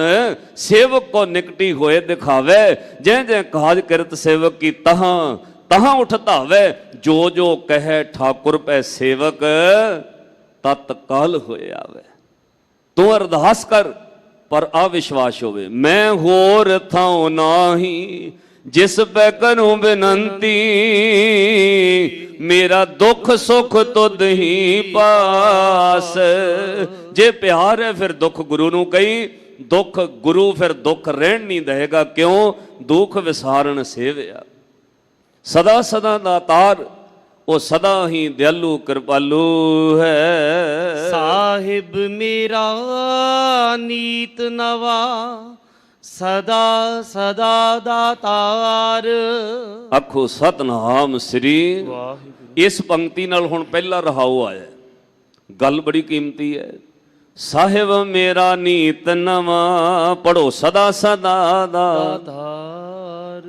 ਕਿਸੇ ਕੋਲ ਇੱਕ ਦਿਨ ਦੁੱਖ ਦੱਸੋ, 2 ਦਿਨ ਦੱਸੋ, 4 ਦਿਨ ਦੱਸੋ, 5ਵੇਂ ਦਿਨ ਉਹ ਕਹਿੰਦਾ ਹੱਥ ਜੋੜੇ, ਭਰਾ ਤੂੰ ਮੈਨੂੰ ਬਿਮਾਰ ਕਰ ਦੇਣਾ, ਬਾਰ-ਬਾਰ ਮੈਨੂੰ ਕਿਉਂ ਦੱਸੀ ਜਾ ਰਹੇ। ਕਿਸੇ ਨੂੰ ਤੁਸੀਂ 2 ਵਾਰ ਮੰਗਣ ਜਾਓ, 4 ਵਾਰ ਮੰਗਣ ਜਾਓ, 10ਵੇਂ ਦਿਨ ਉਹ ਹੱਥ ਜੋੜ ਦਿੰਦਾ ਵੀ ਕਿਤੇ ਹੋਰੋਂ ਮੰਗ, ਤੂੰ ਤੇ ਰੋਜ਼ ਸਾਡਾ ਹੀ ਘਰ ਮੱਲ ਲਿਆ। ਪਰ ਮੇਰਾ ਗੁਰੂ ਸਾਹਿਬ ਮੇਰਾ ਨੀਤਨਾਮਾ, ਤੂੰ ਵਾਰ-ਵਾਰ ਦੁੱਖ ਆ ਕੇ ਕਹੀਂ, ਤੈਨੂੰ ਗੁਰੂ ਨੇ ਕਦੇ ਜਵਾਬ ਨਹੀਂ ਉਹ ਦੇਣਾ। ਤੂੰ ਆਪਣੇ ਦਿਲ ਦੀ ਗੱਲ ਬਾਰ-ਬਾਰ ਕਹੀਂ, ਤੈਨੂੰ ਲੋੜ ਪਈ ਹੈ ਅੱਜ ਕੱਲ ਸਾਲ ਨੂੰ 2 ਸਾਲਾਂ ਨੂੰ, ਤੂੰ ਫਿਰ ਵੀ ਆ ਸਕਦਾ। ਇੱਥੇ ਮਨਾਹੀ ਨਹੀਂ ਕਿ 2 ਵਾਰ ਆ ਗਏ 5 ਵਾਰ ਮੰਗ ਲਿਆ ਹੁਣ ਨਹੀਂ ਉਹ ਮਿਲਣਾ, ਨਹੀਂ। ਸਾਰੀ ਉਮਰ ਤੇਰੀ ਲੋੜ ਹੋਵੇ ਮੰਗਦਾ ਰਹੀਂ, ਗੁਰੂ ਕਦੇ ਤੇਰੇ ਤੋਂ ਅੱਕੇਗਾ ਨਹੀਂ। ਪਤਾ ਕਿਉਂ? ਉਹ ਨਵਾਂ ਹੈ, ਸਦਾ ਹੀ ਨਵਾਂ, ਉਹ ਅੱਕਦਾ ਨਹੀਂ ਹੈ। ਤੁਸੀਂ ਸਾਰੀ ਉਮਰ ਆਪਣੀਆਂ ਮੰਗਾਂ ਰੱਖੀ ਜਾਓ, ਕਦੇ ਗੁਰੂ ਅੱਕ ਕੇ ਜਵਾਬ ਨਹੀਂ ਦਿੰਦਾ। ਤੂੰ ਤਾਂ ਰੋਜ਼ ਮੰਗਣ ਆ ਜਾਂਦਾ, ਕਦੇ ਗੁਰੂ ਅੱਕੇਗਾ ਨਹੀਂ। ਇਸ ਲਈ ਸਾਹਿਬ ਮੇਰਾ ਨੀਤ ਨਵਾਂ, ਸਦਾ ਸਦਾ ਦਾਤਾਰ, ਉਹ ਸਦਾ ਦਿਆਲੂ ਤੇ ਨਵਾਂ ਹੈ, ਅੱਕਦਾ ਨਹੀਂ ਹੈ। ਰਹਾਉ ਸਤਿਗੁਰ ਜੀ ਵਿਸ਼ਰਾਮ ਦੇ ਕੇ ਅੱਗੇ ਬਖਸ਼ਿਸ਼ ਕਰ ਰਹੇ ਹਨ। ਅਨ ਦਿਨ ਸਾਹਿਬ ਸੇਵੀਐ, ਅੰਤ ਛਡਾਏ ਸੋਏ। ਕਹਿੰਦੇ ਫਿਰ ਉਸ ਅਕਾਲ ਪੁਰਖ ਵਾਹਿਗੁਰੂ ਨੂੰ ਦਿਨ ਰਾਤ ਸਿਮਰਨਾ, ਜਿਹੜਾ ਕਦੇ ਅੱਕਦਾ ਨਹੀਂ ਹੈ, ਤੈਨੂੰ ਜਵਾਬ ਨਹੀਂ ਦਿੰਦਾ, ਜਿਹੜਾ ਸਦਾ ਹੀ ਨਵਾਂ ਹੈ, ਉਹਨੇ ਤੈਨੂੰ ਕਦੇ ਜਵਾਬ ਦਿੱਤਾ ਹੀ ਨਹੀਂ ਹੈ, ਤੈਨੂੰ ਕਦੇ ਨਾ ਨਹੀਂ ਕੀਤੀ। ਤੂੰ ਕਿੰਨੀ ਵਾਰ ਮੰਗਣ ਆਇਆ, ਪਹਿਲਾਂ ਤੇਰੇ ਮਾਂ-ਪਿਓ ਤੇਰੇ ਲਈ ਮੰਗਦੇ ਰਹੇ, ਫਿਰ ਤੂੰ ਆਪਣੇ ਲਈ ਮੰਗਦਾ ਰਿਹਾ, ਫਿਰ ਤੂੰ ਆਪਣੇ ਬੱਚਿਆਂ ਪੋਤਿਆਂ ਲਈ ਮੰਗਦਾ ਰਿਹਾ, ਫਿਰ ਤੂੰ ਸਰੀਰ ਲਈ ਮੰਗਦਾ ਰਿਹਾ, ਸਾਰੀ ਉਮਰ ਤੋਂ ਮੰਗਿਆ, ਕਦੇ ਗੁਰੂ ਨੇ ਜਵਾਬ ਨਹੀਂ ਦਿੱਤਾ। ਉਹਨੂੰ ਫਿਰ ਦਿਨ ਰਾਤ ਸਿਮਰਿਆ ਕਰ, ਸਿਮਰਨ ਨਾਲੋਂ ਅੰਤ ਵੇਲੇ ਤੈਨੂੰ ਛਡਾ ਲਵੇਗਾ। ਸੁਣ ਸੁਣ ਮੇਰੀ ਕਾਮਣੀ, ਪਾਰ ਉਤਾਰਾ ਹੋਏ। ਕਹਿੰਦੇ ਹੇ ਮੇਰੀਏ ਜਿੰਦੇ, ਸੁਣ ਸੁਣ ਮੇਰੀ ਕਾਮਣੀ, ਹੇ ਮੇਰੀਏ ਜਿੰਦੇ ਸੁਣ, ਤੇਰਾ ਭਾਰ ਉਤਾਰਾ ਹੋ ਜਾਣਾ, ਪਰ ਤੂੰ ਚਿੱਤ ਜੋੜ ਕੇ ਸਿਮਰਿਆ ਕਰ। ਜੇ ਨਾ ਸਿਮਰਿਆ ਫਿਰ ਡਰਾਉਣਾ ਖਾਲੀ, ਫਿਰ ਤੂੰ ਬਾਹਰੋਂ ਵੀ ਡਰਾਉਣਾ ਦਿਸਣ ਲੱਗ ਪੈਣਾ ਔਰ ਅੰਦਰੋਂ ਵੀ ਖਾਲੀ ਹੈ, ਨਹੀਂ ਵਿੱਚ ਕੁਝ, ਖੇਤ 'ਚ ਡਰਾਉਣਾ ਖੜਾ ਕੀਤਾ ਹੋਇਆ। ਪਾਤਸ਼ਾਹ ਨੇ ਬਚਨ ਕਹੇ, ਫਰੀਦਾ ਤਿਨਾ ਮੁਖ ਡਰਾਵਣੇ, ਜਿਨ੍ਹਾਂ ਨੂੰ ਬਾਣੀ ਯਾਦ ਹੈ ਨਾਲ ਪੜਿਆ ਕਰੋ। ਫਰੀਦਾ ਤਿਨਾ ਮੁਖ ਡਰਾਵਣੇ, ਜਿਨ੍ਹਾਂ ਵਿਸਾਰਿਓ ਨ ਨਾਉ, ਇੱਥੇ ਦੁੱਖ ਕਨੇਰਿਆਂ, ਅੱਗੇ ਠੌਰ ਨਾ ਠਾਓ। ਅੱਗੇ ਕੋਈ ਥਾਂ ਨਹੀਂ ਮਿਲਣੀ, ਇੱਥੇ ਕਨੇਰੇ ਦੁੱਖਾਂ 'ਚ ਰਹੇਗਾ। ਹਾਂ, ਤੈਨੂੰ ਇੱਕ ਭੁਲੇਖਾ ਹੈ, ਜੋ ਤੂੰ ਕਰ ਰਿਹਾ ਉਹ ਪਰਦੇ ਵਿੱਚ ਹੈ। ਤੈਨੂੰ ਭੁਲੇਖਾ ਹੈ, ਜੋ ਤੂੰ ਪਾਪ ਕਰ ਰਿਹਾ ਪਰਦੇ ਵਿੱਚ ਹੈ। ਇੱਕ ਬੇਨਤੀ ਸਮਝਿਓ ਸਾਧ ਸੰਗਤ, ਇਹ ਗੁਰੂ ਦੀ ਵਡਿਆਈ ਹੈ, ਉਹ ਪਾਪਾਂ ਤੇ ਪਰਦਾ ਰੱਖਦਾ, ਪਰ ਗੁਰੂ ਨੇ ਇੱਕ ਬਖਸ਼ਿਸ਼ ਕੀਤੀ ਹੈ, ਤੇ ਤੋਂ ਗਲਤੀ ਭੁੱਲ ਹੋ ਜਾਏ, ਸਿੱਖਾ ਆ ਕੇ ਅੰਦਰੋਂ ਮੰਨ ਲਈ, ਤੇਰਾ ਗੁਰੂ ਇੰਨਾ ਬਖਸ਼ਿੰਦਾ ਹੈ, ਉਹ ਭੁੱਲਾਂ ਵੀ ਬਖਸ਼ ਦਿੰਦਾ, ਤੇਰੀਆਂ ਪੀੜ੍ਹੀਆਂ ਦਾ ਵੀ ਉਧਾਰ ਕਰ ਦਿੰਦਾ। ਵੱਡੀਆਂ ਵੱਡੀਆਂ ਭੁੱਲਾਂ ਕਰਨ ਵਾਲੇ ਲੋਕ ਨਾ, ਜਿੱਦਣ ਧੰਨ ਗੁਰੂ ਰਾਮਦਾਸ ਮਹਾਰਾਜ ਦੇ ਚਰਨਾਂ 'ਚ ਪਰਕਰਮਾ ਜਾ ਕੇ ਰੋਏ, ਉਹਨਾਂ ਦੀਆਂ ਵੀਡੀਓ ਵਾਇਰਲ ਹੋਈਆਂ ਨੇ, ਤਾਹਾਂ ਮਾਰ ਮਾਰ ਪਰਕਰਮਾ 'ਚ ਰੋਏ, ਹੇ ਗੁਰੂ ਰਾਮਦਾਸ ਸਾਹਿਬ, ਆ ਮੇਰੇ ਕੋਲੋਂ ਪਾਪ ਹੋ ਗਏ। ਸਾਧ ਸੰਗਤ, ਗੁਰੂ ਇੰਨਾ ਬਖਸ਼ਿੰਦਾ, ਪਾਤਸ਼ਾਹ ਨੇ ਬਖਸ਼ ਦਿੱਤਾ। ਔਰ ਇਹ ਚੀਜ਼ ਚੇਤੇ ਰੱਖਿਓ, ਅੱਜ ਉਹਨਾਂ ਦੇ ਪੁੱਤਰੇ ਵੱਡੇ ਵੱਡੇ ਅਹੁਦਿਆਂ ਤੇ ਬੈਠੇ ਨੇ, ਮਾਣ ਸਤਿਕਾਰ ਲੈ ਰਹੇ ਨੇ, ਅੰਮ੍ਰਿਤਧਾਰੀ ਨੇ, ਤੇ ਜਿਹਨੇ ਕਿਹਾ ਕੋਈ ਨਹੀਂ ਪੜਦਾ ਹੀ ਪੈ ਗਿਆ, ਕਿਹੜਾ ਕਿਸੇ ਨੂੰ ਪਤਾ ਲੱਗਣਾ, ਫਿਰ ਚੇਤੇ ਰੱਖਿਓ ਰੱਬ ਦੀ ਦਰਗਾਹ ਵਿੱਚ ਤਾਂ ਐ ਮੱਥਿਆ ਜਾਂਦਾ। ਪਾਤਸ਼ਾਹ ਨੇ ਕਿਹਾ ਜਿਵੇਂ ਮਧਾਣੀ ਦਹੀਂ ਨੂੰ ਰਿੜਕਦੀ ਨਾ, ਲੱਸੀ ਪਾਣੀ ਅਲੱਗ ਮੱਖਣ ਅਲੱਗ, ਐਦਾਂ ਤੇਰੇ ਕਰਮ ਦਰਗਾਹ 'ਚ ਧਰਮ ਰਾਜ ਨੇ ਮੱਥ ਕੇ ਰੱਖ ਦੇਣੇ ਨੇ, ਦੁੱਧ ਪਾਣੀ ਸਭ ਕੁਝ ਅਲੱਗ-ਅਲੱਗ ਕਰ ਦੇਣੇ। ਐਵੇਂ ਕਿਤੇ ਭੁਲੇਖੇ 'ਚ ਨਾ ਰਹੀ ਪੜਦਾ ਪਿਆ ਹੋਇਆ, ਜਿੱਦਣ ਉਹਨੇ ਰਿੜਕਣ ਤੇ ਆਉਣਾ ਸਭ ਕੁਝ ਅਲੱਗ-ਅਲੱਗ ਕਰ ਦੇਣੇ। ਉਸ ਤੋਂ ਪਹਿਲਾਂ ਗੁਰੂ ਅੱਗੇ ਟਹਿ ਕੇ ਆਪਣੇ ਗਲਤੀਆਂ ਦੀ ਮਾਫੀ ਮੰਗ ਲਾ ਸਿੱਖਾ, ਗੁਰੂ ਬਖਸ਼ਿੰਦ ਬੜਾ ਹੈ। ਕਿਤੇ ਲਿਖਿਆ ਹੋਇਆ, ਬਾਣੀ ਪੜੋ। ਪਾਤਸ਼ਾਹ ਕਹਿੰਦੇ ਪਾਪੀ ਕਰਮ ਕਮਾਵੰਦੇ, ਕਰਦੇ ਹਾਏ ਹਾਏ, ਨਾਨਕ ਜਿਉ ਮਥਨ ਮਧਾਣੀਆਂ, ਤਿਉ ਮਥੇ ਧਰਮ ਰਾਏ। ਮਥੇ ਦਾ ਅਰਥ ਹੁੰਦਾ ਰਿੜਕਣਾ। ਕਹਿੰਦੇ ਇਦਾਂ ਧਰਮ ਰਾਜ ਨੇ ਰਿੜਕਣਾ, ਸਭ ਕੁਝ ਕੱਢ ਕੇ ਸਾਹਮਣੇ ਰੱਖ ਦੇਣਾ ਤੇਰੇ। ਨਾਨਕ ਜਿਉ ਮਥਨ ਮਧਾਣੀਆਂ, ਤਿਉ ਮਥੇ ਧਰਮ ਰਾਏ। ਪਾਤਸ਼ਾਹ ਫਿਰ ਕੀ ਕਰੀਏ? ਕਹਿੰਦੇ ਕਪਟ ਛੱਡ ਕੇ ਕਹਿ ਦੇ ਗੁਰੂ ਨੂੰ ਜਪ ਸਤਨਾਮ ਸ੍ਰੀ। ਵਾਹਿਗੁਰੂ। ਇੱਕ ਵਾਰ ਪੜੋ ਤੇ ਆਪਣੇ ਮਨ ਨੂੰ ਪੜਾਇਓ। ਛੋੜ ਛੋੜ ਰੇ ਪਾਖੰਡੀ ਮਨ ਕਪਟ ਨ ਕੀਜੈ। ਛੋੜ ਛੋੜ ਰੇ ਪਾਖੰਡੀ ਮਨ ਕਪਟ ਨ ਕੀਜੈ। ਛੋੜ ਛੋੜ ਰੇ ਪਾਖੰਡੀ ਮਨ ਕਪਟ ਨ ਕੀਜੈ। ਛੋੜ ਛੋੜ ਰੇ ਪਾਖੰਡੀ ਮਨ ਕਪਟ ਨਾ ਕੀਜੈ। ਹਰ ਕਾ ਨਾਮ ਨਿਤ ਨਿਤ ਲੀਜੈ। ਹਰ ਕਾ ਨਾਮ ਨਿਤ ਨਿਤ ਲੀਜੈ। ਹਰ ਕਾ ਨਾਮ ਨਿਤ ਨਿਤ ਲੀਜੈ। ਹਰ ਕਾ ਨਾਮ ਨਿਤ ਨਿਤ ਲੀਜੈ। ਹਰ ਕਾ ਨਾਮ ਨਿਤ ਨਿਤ ਲੀਜੈ। ਹਰ ਕਾ ਨਾਮ ਨਿਤ ਨਿਤ ਲੀਜੈ। ਹਰ ਕਾ ਨਾਮ ਨਿਤ ਨਿਤ ਲੀਜੈ। ਹਰ ਕਾ ਨਾਮ ਨਿਤ ਨਿਤ ਲੀਜੈ। ਛੋੜ ਛੋੜ ਰੇ ਪਾਖੰਡੀ ਮਨ ਕਪਟ ਨ ਕੀਜੈ। ਛੋੜ ਛੋੜ ਰੇ ਪਾਖੰਡੀ ਮਨ ਕਪਟ ਨ ਕੀਜੈ। ਛੋੜ ਛੋੜ ਰੇ ਪਾਖੰਡੀ ਮਨ ਕਪਟ ਨ ਕੀਜੈ। ਛੋੜ ਛੋੜ ਰੇ ਪਾਖੰਡੀ ਮਨ ਕਪਟ ਨਾ ਕੀਜੈ। ਆਖੋ ਸਤਨਾਮ ਸ੍ਰੀ। ਵਾਹਿਗੁਰੂ। ਉਹ ਦਿਆਲੂ ਹੈ, ਕਿਰਪਾਲੂ ਹੈ। ਐ ਮੇਰੀਏ ਜਿੰਦੇ ਉਹਨੂੰ ਸਿਮਰ ਤੇਰਾ ਭਾਰ ਉਤਾਰਾ ਹੋਏਗਾ। ਦਇਆਲ ਤੇਰਾ ਨਾਮ ਤਰਾ। ਹੇ ਅਕਾਲ ਪੁਰਖ ਵਾਹਿਗੁਰੂ ਤੁਸੀਂ ਦਿਆਲੂ ਹੋ। ਐ ਮੇਰੀਏ ਜਿੰਦੇ ਉਹ ਦਿਆਲੂ ਹੈ, ਉਹਦੇ ਨਾਮ ਨਾਲ ਤਰਿਆ ਜਾਂਦਾ ਹੈ। ਇਸ ਲਈ ਅਕਾਲ ਪੁਰਖ ਵਾਹਿਗੁਰੂ ਦਾ ਨਾਮ ਸਿਮਰ। ਸਦ ਕੁਰਬਾਨ ਜਾਓ। ਕਹਿੰਦੇ ਸਦਾ ਹੀ ਉਹਦੇ ਨਾਮ ਤੋਂ ਕੁਰਬਾਨ ਜਾਇਆ ਕਰ। ਉੱਠਦਿਆਂ ਬਹਿੰਦਿਆਂ ਤੁਰਦਿਆਂ ਫਿਰਦਿਆਂ ਉਹਦੇ ਨਾਮ ਤੋਂ ਕੁਰਬਾਨ ਜਾ ਤੇ ਜਪ ਵਾਹਿਗੁਰੂ ਵਾਹਿਗੁਰੂ ਵਾਹਿਗੁਰੂ। ਇਹਦੇ ਨਾਲ ਹੀ ਉਤਾਰਾ ਹੋਣਾ ਹੈ। ਰਹਾਓ। ਸਤਿਗੁਰ ਜੀ ਵਿਸ਼ਰਾਮ ਦੇ ਕੇ ਬਖਸ਼ਿਸ਼ ਕਰ ਰਹੇ। ਭਾਈ ਸਦਾ ਉਹਦੇ ਨਾਮ ਤੋਂ ਕੁਰਬਾਨ ਜਾ। ਇਹ ਬੜੀ ਕੀਮਤੀ ਗੱਲ ਹੈ। ਸਰਬੰ ਸਾਚਾ ਏਕ ਹੈ ਦੂਜਾ ਨਾਹੀ ਕੋਏ। ਕਹਿੰਦੇ ਫਿਰ ਉਹਨੂੰ ਲੱਭਣ ਵਾਸਤੇ ਕਿਤੇ ਬਾਹਰ ਜਾਣ ਦੀ ਲੋੜ ਹੀ ਨਹੀਂ ਹੈ। ਕਿਸੇ ਨੂੰ ਮਿਲਣਾ ਹੋਵੇ ਬਾਹਰ ਜਾਣਾ ਪੈਂਦਾ ਹੈ। ਉਹਨੂੰ ਮਿਲਣ ਲਈ ਅੰਦਰ ਜਾਣ ਦੀ ਜ਼ਰੂਰਤ ਹੈ। ਉਹ ਤਾਂ ਸਰਬੰ ਸਾਚਾ ਸਾਰਿਆਂ ਵਿੱਚ ਸਮਾਇਆ ਹੋਇਆ ਹੈ।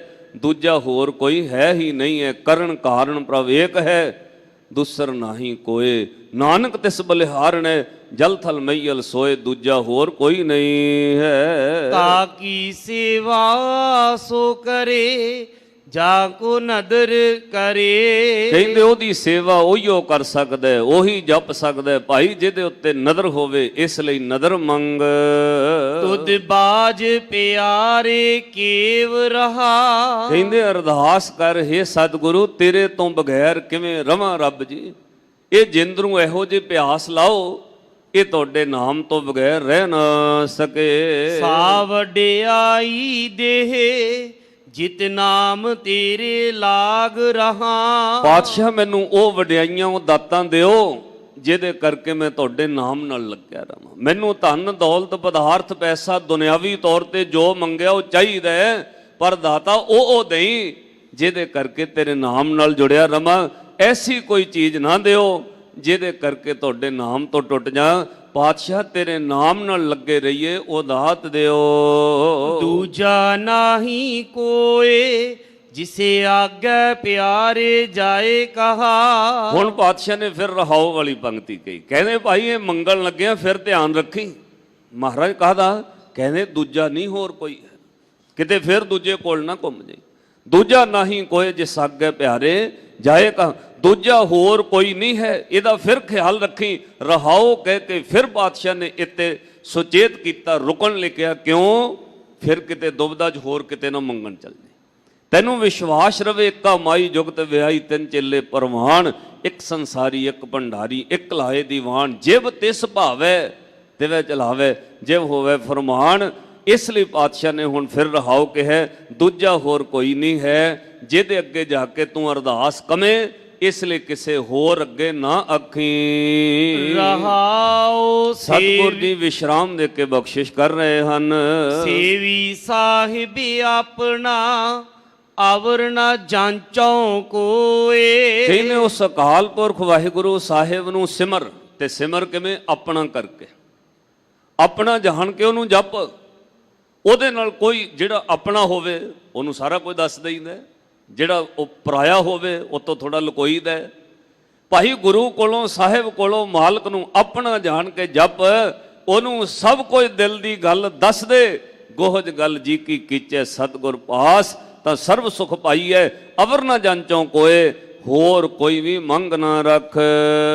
ਨਾਨਕ ਤਾ ਕਾ ਦਾਸ ਹੈ, ਬਿੰਦ ਬਿੰਦ ਚੁਖ ਚੁਖ ਹੋਏ। ਸਤਿਗੁਰ ਜੀ ਨਾਮ ਦੀ ਮੋਹਰ ਬਖਸ਼ਿਸ਼ ਕਰਕੇ ਬਖਸ਼ਿਸ਼ਾਂ ਕਰ ਰਹੇ ਹਨ। ਉਸ ਅਕਾਲ ਪੁਰਖ ਦਾ ਦਾਸ ਹਾਂ, ਉਸ ਇੱਕੋ ਓੰਕਾਰ ਅਕਾਲ ਪੁਰਖ ਵਾਹਿਗੁਰੂ ਦੁੱਖ ਵਿਸਾਰਨ ਵਾਲਾ ਸਾਹਿਬ ਨੀਤ ਨਵਾਂ, ਉਹਦਾ ਦਾਸ ਹਾਂ। ਤੇ ਬਿੰਦ ਬਿੰਦ ਚੁੱਕ ਚੁੱਕ ਹੋਏ, ਇੱਕ ਇੱਕ ਪਲ ਹਰ ਵਕਤ ਅੱਖ ਦੇ ਫੋਰ ਨਾਲ ਉਤੋਂ ਬਲਿਹਾਰ ਕੁਰਬਾਨ ਸਦਾ ਜਾਈਏ। ਸਾਹਿਬ ਤੇਰੇ ਨਾਮ ਵਿਟੋ, ਬਿੰਦ ਬਿੰਦ ਚੁਖ ਚੁਖ ਹੋਏ। ਰਹਾਓ ਸਤਿਗੁਰ ਜੀ ਹੁਣ ਫਿਰ ਚੌਥੀ ਵਾਰ ਰਹਾਓ ਕਹਿੰਦੇ, ਸਾਹਿਬ ਤੇਰੇ ਨਾਮ ਬਿਟੋ ਬਿੰਦ ਬਿੰਦ ਚੁਕ ਚੁਕ ਹੋਏ। ਹੇ ਮਾਲਕ ਵਾਹਿਗੁਰੂ, ਤੇਰੇ ਨਾਮ ਤੋਂ ਵਾਰ-ਵਾਰ ਬਲਿਹਾਰ ਕੁਰਬਾਨ ਜਾਵਾਂ। ਦਾਤਾ ਤੇਰੇ ਨਾਮ ਤੋਂ ਸਦਾ ਬਲਿਹਾਰ ਜਾਈਏ। ਇੱਕ ਬਜ਼ੁਰਗ 10ਵੇਂ ਪਾਤਸ਼ਾਹ ਦੇ ਚਰਨਾਂ ਵਿੱਚ ਆਨੰਦਪੁਰ ਸਾਹਿਬ ਰਹਿੰਦਾ ਹੈ। ਉਹ ਸਿੱਖ ਤੋਂ ਪੁੱਛਦੇ, ਬਾਬਾ ਤੇਰੀ ਉਮਰ ਕਿੰਨੀ ਕੁ ਹੈ? ਉਹ ਕਹਿੰਦਾ 8 ਸਾਲ। ਕਈਆਂ ਵਿੱਚੋਂ ਮਖੌਲ ਕਰਨਾ, ਕਹਿਣਾ ਬਾਬਾ ਮੁੰਡਾ ਬਣਦਾ ਅਜੇ 70 ਸਾਲ ਦੀ ਉਮਰ ਹੈ, 8 ਸਾਲ ਕਿਵੇਂ? ਇੱਕ ਦਿਨ 10ਵੇਂ ਪਾਤਸ਼ਾਹ ਤੱਕ ਗੱਲ ਪਹੁੰਚ ਗਈ। ਹਜ਼ੂਰ ਜਾਣਦੇ ਸਨ ਮਹਾਰਾਜ ਉਹ ਬਜ਼ੁਰਗ ਆਪਣੀ ਉਮਰ 8-9 ਸਾਲੇ ਦੱਸਦਾ ਰਹਿੰਦਾ ਹੈ। ਉਹ ਤਾਂ ਸਿਆਣੇ। ਹਜ਼ੂਰ ਨੇ ਸੰਗਤ ਵਿੱਚ ਪੁੱਛਿਆ, ਬਜ਼ੁਰਗੋ ਕਿੰਨੀ ਕੁ ਉਮਰ ਹੈ? ਕਹਿੰਦਾ ਮਹਾਰਾਜ 8-9 ਸਾਲ ਹੈ। ਬਾਕੀ ਤੁਸੀਂ ਜਾਣਦੇ ਹੋ ਮਹਾਰਾਜ, ਤੋਤੋਂ ਛੁਪਿਆ ਨਹੀਂ ਕੁਝ ਵੀ। ਮੇਰੀ ਉਮਰ 8-9 ਸਾਲ ਹੈ। ਸਾਰੀ ਸੰਗਤ ਹੱਸ ਪਈ। ਹਜ਼ੂਰ ਨੇ ਕਿਹਾ, ਭਾਈ ਹੱਸੋ ਨਾ, ਇਹ ਸੱਚ ਕਹਿੰਦਾ। ਕਹਿੰਦੇ ਮਹਾਰਾਜ ਸੱਚ ਕਿਵੇਂ? ਕਹਿੰਦੇ ਭਾਈ ਇਹ ਆਪੇ ਹੀ ਦੱਸ ਹੁਣ ਗੁਰੂ ਕਿਹਾ ਸਿੱਖਾ। ਉਹ ਬਜ਼ੁਰਗ ਨੇ ਉੱਠ ਕੇ ਕਿਹਾ, ਜੀ ਜ਼ਿੰਦਗੀ ਦੇ 60-62 ਸਾਲ ਵਿਅਰਥ ਲੰਘੇ, ਜਦੋਂ ਦਾ ਪਾਤਸ਼ਾਹ ਤੁਹਾਡਾ ਦਿੱਤਾ ਸ਼ਬਦ ਸੁਰਤ ਗਰਭ ਵਿੱਚ ਪ੍ਰਕਾਸ਼ ਹੋਇਆ, ਮਹਾਰਾਜ ਉਦੋਂ ਤੋਂ ਉਮਰ ਗਿਣੀ ਹੈ। ਗੁਰੂ ਵਾਲਾ ਬਣਿਆ ਤਾਂ 8 ਸਾਲ ਹੀ ਹੋਏ ਨੇ।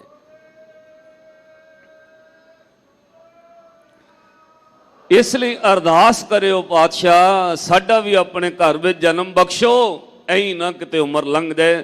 ਅੱਜ ਸਤਿਗੁਰ ਜੀ ਬਖਸ਼ਿਸ਼ ਕਰ ਰਹੇ ਨੇ। ਲੜੀਵਾਰ ਸ਼ਬਦ ਦੇ ਨਾਲ ਜੁੜੀਏ, ਬਹੁਤ ਕੀਮਤੀ ਗੱਲ ਹੈ।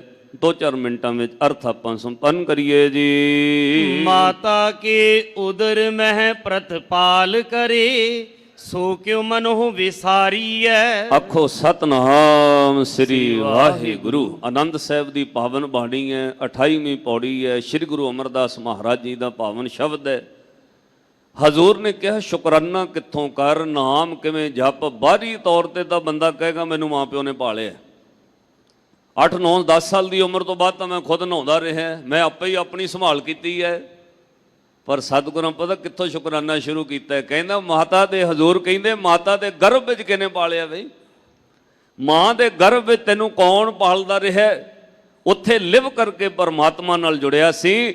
ਮਾਤਾ ਦੇ ਗਰਭ ਦੇ ਅੰਦਰ ਤੈਨੂੰ ਅਕਾਲ ਪੁਰਖ ਵਾਹਿਗੁਰੂ ਨੇ ਪਾਲਿਆ। ਮਾਤਾ ਕੇ ਉਦਰ ਮੈਂ ਪ੍ਰਤਪਾਲ ਕਰੇ, ਇਸ ਲਈ ਸੋ ਕਿਉਂ ਮਨੋ ਵਿਸਾਰੀਐ। ਉਹਨੂੰ ਕਿਉਂ ਮਨ ਤੋਂ ਵਿਸਾਰਦਾ ਹੈ? ਮਨੋ ਕਿਉਂ ਵਿਸਾਰੀਐ ਏਵਡ ਦਾਤਾ, ਜੇ ਅਗਨ ਮਹਿ ਆਹਾਰ ਪਹੁੰਚਾਵੇ। ਆਖੋ ਸਤਨਾਮ ਸ੍ਰੀ ਵਾਹਿਗੁਰੂ। ਮਾਤਾ ਦੇ ਗਰਭ ਦੀ ਉਸ ਅਗਨ ਦੇ ਅੰਦਰ, ਮਾਤ ਗਰਭ ਮੈਂ ਆਪਨ ਸਿਮਰਨ ਦੇ ਤਹਿ ਤੁਮ ਰੱਖਣ ਹਾਰੇ, ਪਾਵਕ ਸਾਗਰ ਥਾ ਲਹਿਰ ਮੈਂ ਤਾਰੋ ਤਾਰਨ ਹਾਰੇ। ਉਸ ਮਾਤਾ ਦੇ ਗਰਭ ਦੀ ਅੱਗ ਵਿੱਚ ਵੀ ਤੈਨੂੰ ਉਹਨੇ ਆਹਾਰ ਪਹੁੰਚਾਇਆ। ਇੱਕ ਮੈਨੂੰ ਪਰਿਵਾਰ ਦਾ ਫੋਨ ਆਇਆ ਜੀ, ਕੋਈ 10-11 ਸਾਲਾਂ ਬਾਅਦ ਉਹ ਬੀਬੀ ਦੇ ਹੁਣ ਮਹਾਰਾਜ ਨੇ ਕਿਰਪਾ ਕੀਤੀ ਸੀ, ਬੱਚਾ ਹੋਣਾ ਸੀ। 3-4 ਮਹੀਨੇ ਤੱਕ ਸਹੀ ਚੱਲਿਆ। 4.5 ਮਹੀਨੇ ਤੋਂ ਬਾਅਦ ਡਾਕਟਰਾਂ ਨੇ ਜਵਾਬ ਦੇ ਦਿੱਤਾ, ਇਹ ਬੱਚਾ ਸਹੀ ਨਹੀਂ ਹੈ, ਇਹਦਾ ਅਬੋਰਸ਼ਨ ਕਰਾ ਲਓ। ਕਿਉਂ?